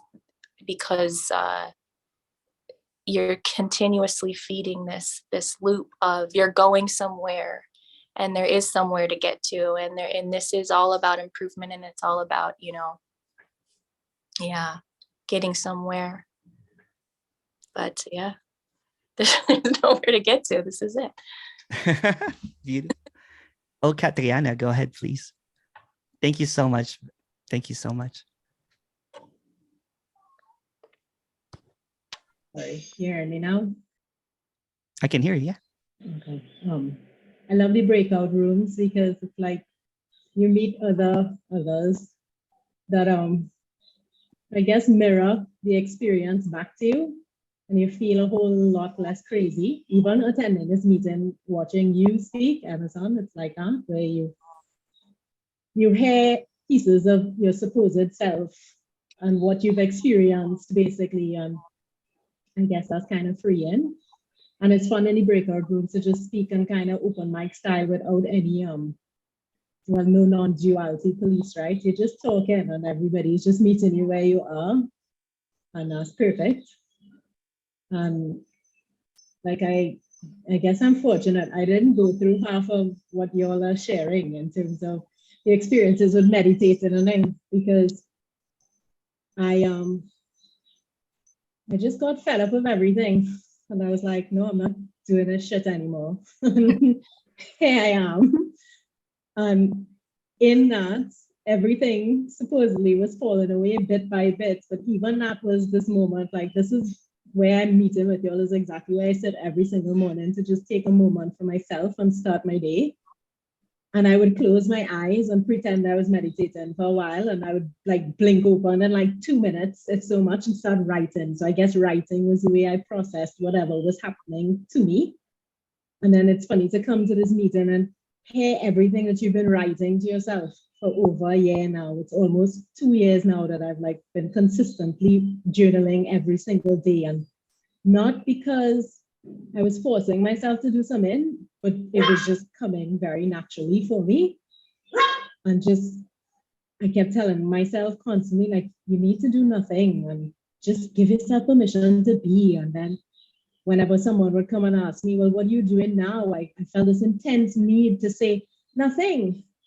And then I could hear that loop come in immediately after saying nothing, going, well, you know, I've been painting and like trying to fill the space. In other words, like there's so much space now.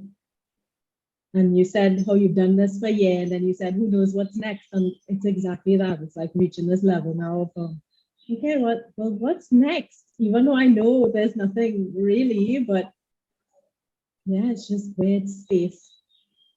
So it's just cool to be around, I don't know, space. Emptiness. Thank you so much, Katrina. Beautiful.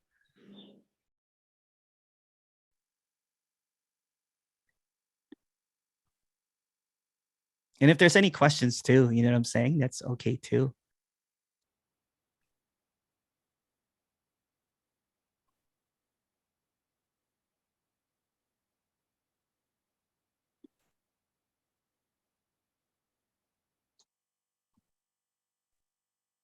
Emerson, I've got to tell you, I've got tremendous gratitude as well, man. Oh, Chris. Yes, I've been watching you for some time now, listening to hours and hours of video. I'll take these trips that are, 10-hour trips to Florida and just listen to video after video. And it took you smacking me over and over and over again, telling me you're here now. It's here. It's right here. There's nowhere to go. It's right here. And it's been tremendous, man, because I also was seeking for a very, very long time, meditating for countless hours, going out in the forest and just being quiet, which is nice. And, I was also experiencing a lot of frustration whenever things weren't feeling exactly the way I wanted them to feel. And it took you really, just sending that message over and over and over again, that it's right here, right now. This is it. And yeah, it now with ease. I go through my day. I'm very resilient about a lot of things. I'm feeling lighter than ever. My wife and I would have a lot of conflict in the past, and now, it resolves naturally and easily. There's just no effort to it. It's been amazing what has been dropped through listening to your speakings, man. And I really, really very much appreciate you. Yeah, I've been in the seeking business for a while, reading books and listening to countless videos, and I saw the joy in you. I saw the lightness that you emanated, and I could tell. And so I just want to tell you, thank you. Appreciate you. Thank you, Chris. Thank you. Yes. Thank you so much. So good to meet you. I haven't met you before. Yeah, I'm the dog trainer, by the way. So if you ever need dog oh training, yeah, thank you. let me know. Thank you. Yeah, I'll need your help, Chris. You know what I'm saying? because what is barks all the time, you know what I'm saying? She just discovered barking, and I'm like, I'll call you, Chris. Thank you so much for sharing, man. Oh yeah. You know what? I'm the same as you. The seeking was just like, it was just intense. It was just so intense, right? That I never thought it would ever end. Like even when I thought I got it, it was still seeking. It was still seeking. It was just like, And then when there's seeing that no one gets it, you're like, oh shit. And the joy, you know what I'm saying? The joy is that there's just this joy because it's like a cosmic joke, right? That there's this what do you call it? This energy that is seemingly contracted, but it's also open at the same time, right? It's all openness. You're like, what the hell? It cannot really be captured, right? So when there is just this openness, there's just this wide open, you're like, oh wow. It's freeing. You know, I was dealing with a lot of neurosis myself, and it just feels open and free now. It's pretty amazing. Thank you, Chris. I'm definitely going to call you for that. Absolutely. To help. Please do. Please do. Thank you for your message, though. You know, you messaged me on YouTube. I was like, you know what? There's no one doing any of this, right? So I don't want to take credit for anything. But there is so much joy, though, and I get so much emails now, right, of people binging the videos. And although, you know what, the video is really pointless, but they see that it's pointless too.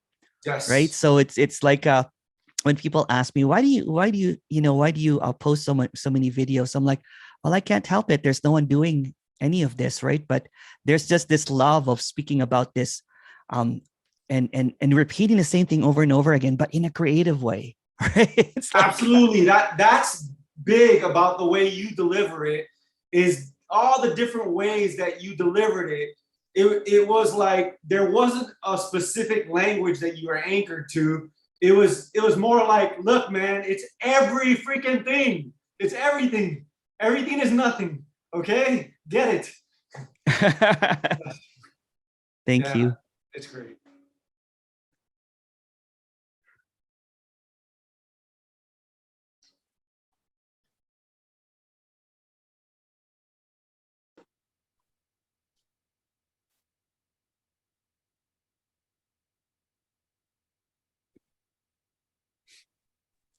I have to go for a washroom break. I'll be right back.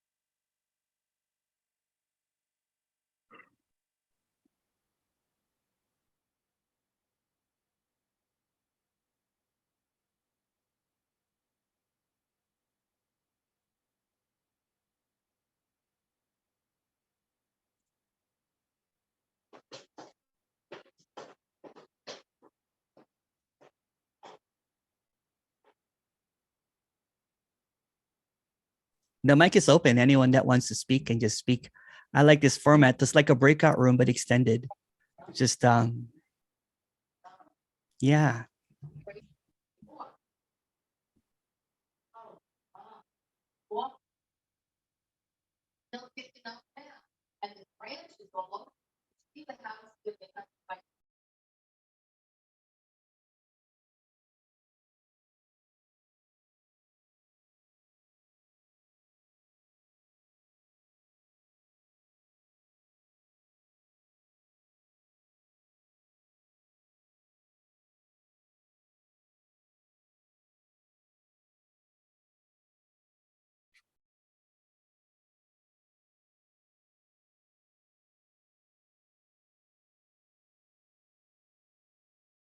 I have to give credit to where credit is due, though. You know, when I started listening to this communication, it was Tony and Jim that I listened to. You know, kind of like what you did there, Chris. I binged them so much, right? That it was just I hated them for quite a while. You know, I would like slam my computer. I'm like, you know, fuck you, Tony or Jim, you know, because it was just so ridiculously obvious that trying to get it was just the obstacle, right? But when I kept on doing it and doing it, doing it again, And there was, I think I was telling this in a breakout room, that at one point I'm like, I'm gonna move to like London and live outside of Tony's place and just ask him to be, his disciple or whatever, because I have this idea of guruship and everything. I told him that story and he laughed. He goes, I would have kicked you out. And then meeting them, via Zoom throughout the pandemic has just been this, what do you call it? Just this wow, because I was fanboying, of course, because although there's no one here, there's still fanboying that can happen as well.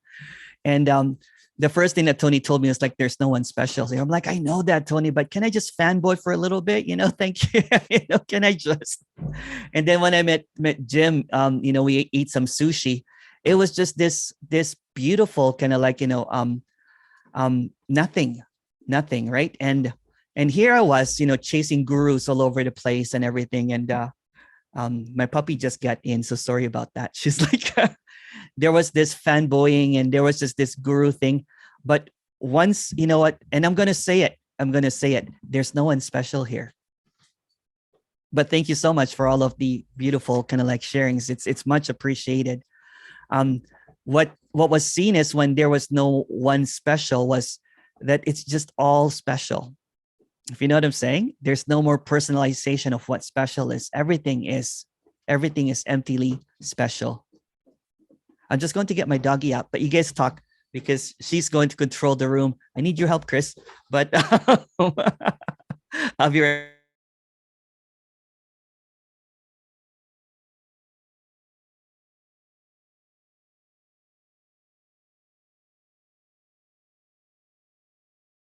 Yeah. I also wanted to say that no one's really special. Like really, no one isn't special. Like although it seems like someone is a little bit higher or more special, or someone have something that I don't have, but it's the same. Like there is no difference between me and Ileana and Emerson and everyone are equal. but still this specialness happens when you get letters that you are like God or Buddha, and thank you for enlightenment instructions, and I am repeating that here is no one, and here is no one special, and here is no one knowing anything. But how about after death and all these kind of stories? Like, I don't know. Here is no one, and there is no death or after death. It's only this, whatever is appearing. Like always repeating the same things, but it seems like me doesn't hear before it really hears.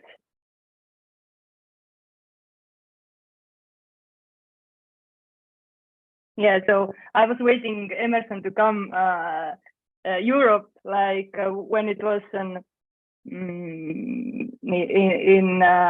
autumn. I think you said that you are coming to Europe, and I was like, yes. And then, but actually it doesn't fucking matter if he comes or not. This is unconditional love. I don't have to be close to you or to see you. You are here. You're always here.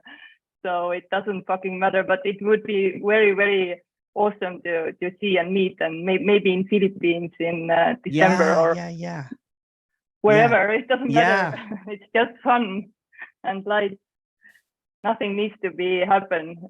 Yeah, it will be really fun. It will be really fun because you know what? It's so amazing that there's no one here, but I feel, you know what I'm saying? The love and the friendship, right? It's so beautiful, right? That there's no attachments or anything like that. There's no keeping, there's no holding on to, but there's just this unconditional love spread all over this 46 screens here, right? And it's just wow, right? That's I know what you mean, that it's not needed, because when there was a lot of gratitude for the speakers, and when I met them, it was kind of like No, it's all right. It's just what is.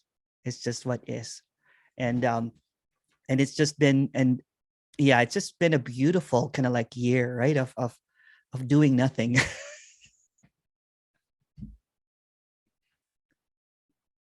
Well, and what Ari was saying about the lack of specialness is what's so beautiful about this message, and such a loss to the individual, because in the past I wanted to be close to my guru because it made me feel special in my own mind. This has nothing to do with what we're talking about right now in terms of the gratitude we feel for one another or for somebody who shared this message, because message has nothing to do with the individual. So it has nothing to do with specialness. I always wanted to be special. That's why I sought in the first place, because I wanted to be better than all of you. Same. Now my dreams are dashed. And thank God. And thank God. So, yeah, I love that. This is the end of specialness. It's the end of specialness. Beautiful. Yeah, and that was the seeking for specialness for me, right? Because there was this longing for something other than this, but this is already it, right? So I was longing for something different from this, and I thought that by being special, but the specialness of Emerson, the teacher, right, was a lot of just suffering, right? Because it was a maintenance of that specialness, and there's like a supply, what I'm saying, of the feeling of special and everything. And what's great about this communication is because as loving as lovely as this, tomorrow I'll get like 3 hate mails. I've gotten hate mails like, well, if you're not really there, then you might as well die. That kind of thing. That kind of like letters that you get constantly, or just a whole bunch of. Gotta love what is. Yeah. That's what is as well. That's what I'm saying. So there's also a deleting of what is. I'm like, okay, I'm gone. It's okay. I'm not going to respond to that. That's a bit violent there. But I have got like. Did you get that too, Eri? Yeah, quite many. Like, I will believe you then when you stop talking about this. Did you ever have listened my videos? I'm telling all the time that there is no free will, no one is choosing to do this. I'm like looking at doing the video and uploading it. No one's doing it. I know. It's so funny though, right? Because kind of like you, Ari, I would like, get letters that you're the Buddha. And then the next one is like, it's like, why don't you kill yourself if there's no one there? That kind of thing. Yeah. It's just hilarious, right? Because you have this stuff. And, when there was an attachment to the story, I would be completely holding on to the beautiful story, what I'm saying? And completely bothered by the other stories and everything, which is just holding on as well, right? So it's just holding on. Now it's like, yeah, it's just what is. It's just not a denial. It's just what is. If there's gonna like, oh, ouch, that's also what is, right? Yeah. Or I'm gonna. I reported one person, saying like, this is a bit. There was a disturbed, character that just kept. It's just what is, appearing as a disturbed one, that just kept on, sending me like death threats and stuff like that. Yeah. So I reported it because if this is being done to other speakers as well, apparently in the story. Okay. Yeah. Good to know. Yeah. So that stopped it, which was really good. Okay. Right. It was a religious fanatic of a person that I'm not going to name. It's just another a teacher that was a fanatic and was threatened by this communication. And I think for about a month, right? Just a month of like somehow got into my mailing list, and he surprisingly did not really appear in any of my Zoom videos, but would call me, and because I have my phone number. But that's just what is. And I just reported it. I'm like, okay, this is getting a bit too much, Yeah. Yeah, and then here is no energy to explain or debate or prove anything, like, but they are like trying to get something out from you, but yeah, to prove. Yeah. They think that they know, and so it seems like this one also knows. They think so. They see this what they are, so to speak. And whatever this one is saying, it sounds maybe that it's knowing, but at the same time it's like total unknowingness. It is. But obviousness, and then here is a lack of expression to express this. Yeah. It's unknowable. Yeah, but you do it really, really great. I so much love your expression.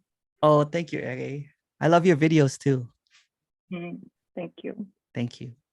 But yeah, you know what? It's what this is, you know, although this is just a story and there's really no relationships here, honestly. But there's a beautiful friendship in that story, and all of the people that come in. And I've never had that as a teacher.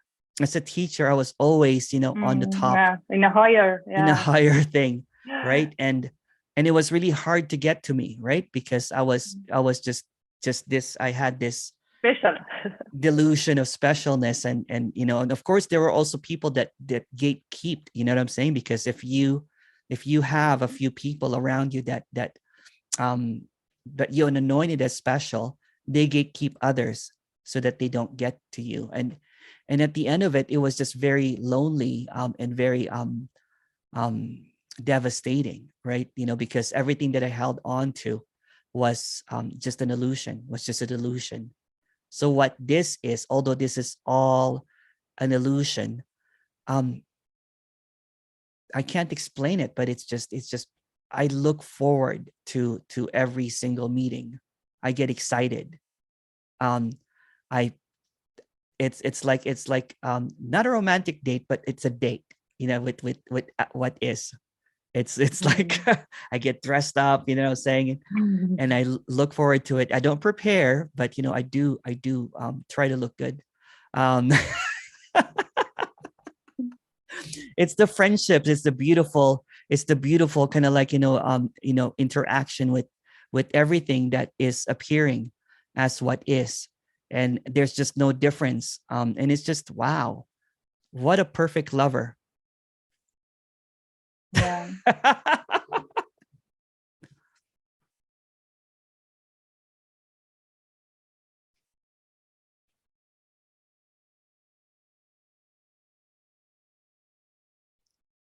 I'm drinking wine, by the way. That's probably why I'm speaking this way.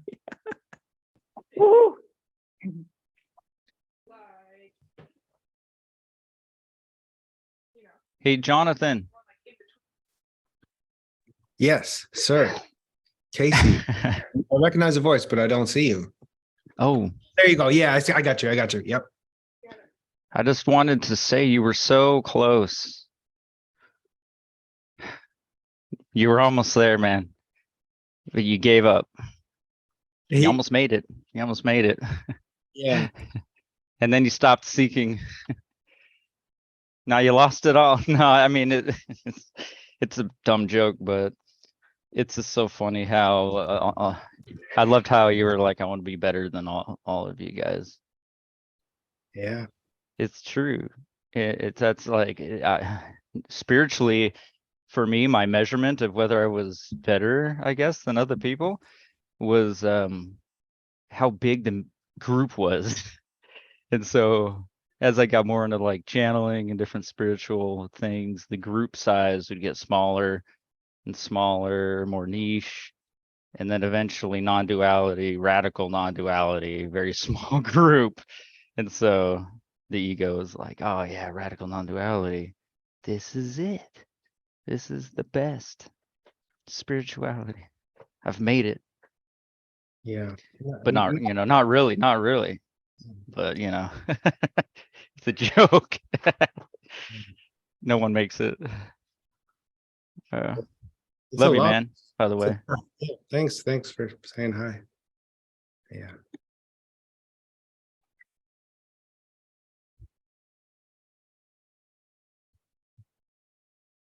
What does your shirt say?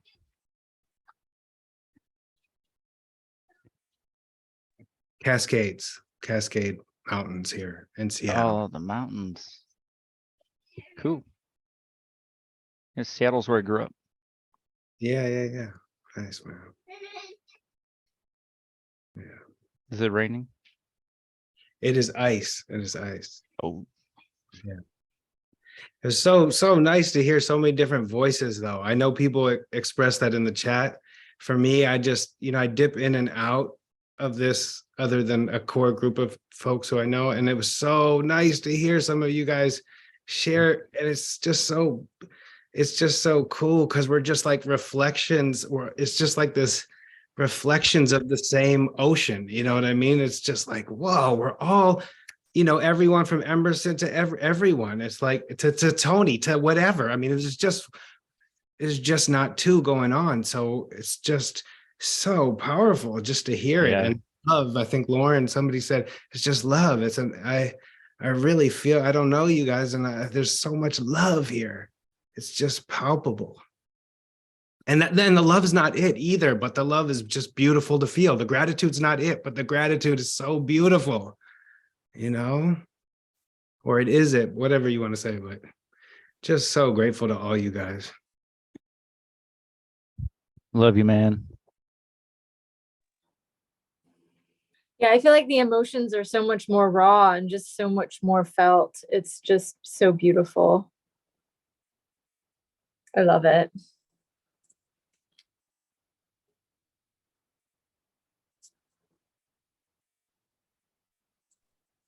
Emerson, it's Christmas Eve here. Oh. And this is the loveliest Christmas Eve I think I've ever had. Oh. Thank you, guys. What time is it there, Eliana? It's almost 11 in the morning. Oh, wow. Yeah. Merry Christmas Eve. You feel like going back that way to Walmart? Can. No, I just wanted to again, recapping. Wow, what a year it has been of really, like, it's just this, right? This is really what's really trippy about this is there's no 1 year that really happened. It's in all of this. It's all of this all at once. And this is just mind-boggling that there's no mind that this is happening. I think we're going to dance soon. If you guys want to share more, that's cool. We'll take like about 10 minutes to share more. I'll play some music. You guys can drink some eggnogs or water or whatever. Hey, Zabby, I didn't see you there. Oh, I did see you. I forgot. I said nice shirt. That's what I mean. I don't know. So rude. That's so bad. How are you doing, man?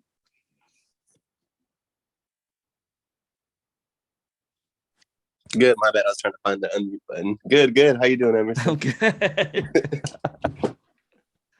I'm just tired. You're just tired? Yeah. Did you work last night? Yeah. Late. Yeah. Yeah.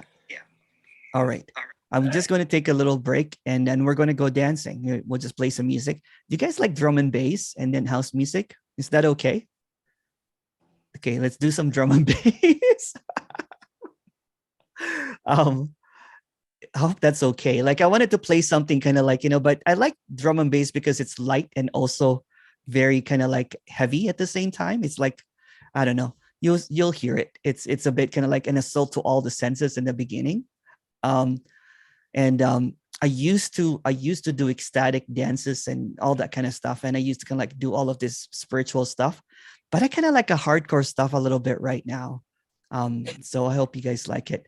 I was planning to DJ like live, but I could not get the hookup properly, which means that I'm just going to be dancing with you guys if that's okay. But we'll take like a 10 minutes and, get some drinks or not. And, but thank you so much. This year has been, you know what? And this is just a story, has probably been the best. It has been the best. It's wow. Right. And And as I said before, you know, in that 10 years of teaching, I was very earnest in helping others. Now that there's no fuck in the world to help others, somehow it's still the best. Because there are no others. There's just this, you know, expression that there's nothing that I can do. And that's the most honest thing that everyone can ever say in the story anyway. Because before I thought I could do something. But I'm going to get my dog to go peep, and then I'm going to set up the DJ. So talk amongst yourself. Thank you so much, everyone. This has just been so wow. Thank you. If you want to speak, go ahead. I'm just going to leave it maybe 15 minutes so everybody can chat and everything. Thank you. Great. Thank you. Thank you. Great parrot, Katriana. Wow. He just came home. He flies freely, so he just reached home. Wow. Oh, wow. I have to stay for that. I heard parrot. Wow. So beautiful. Well, thank you so much, everyone. I'm going to stop the recording and you guys can chat, you know, and everything. I'm sorry, I forgot to stop the recording here.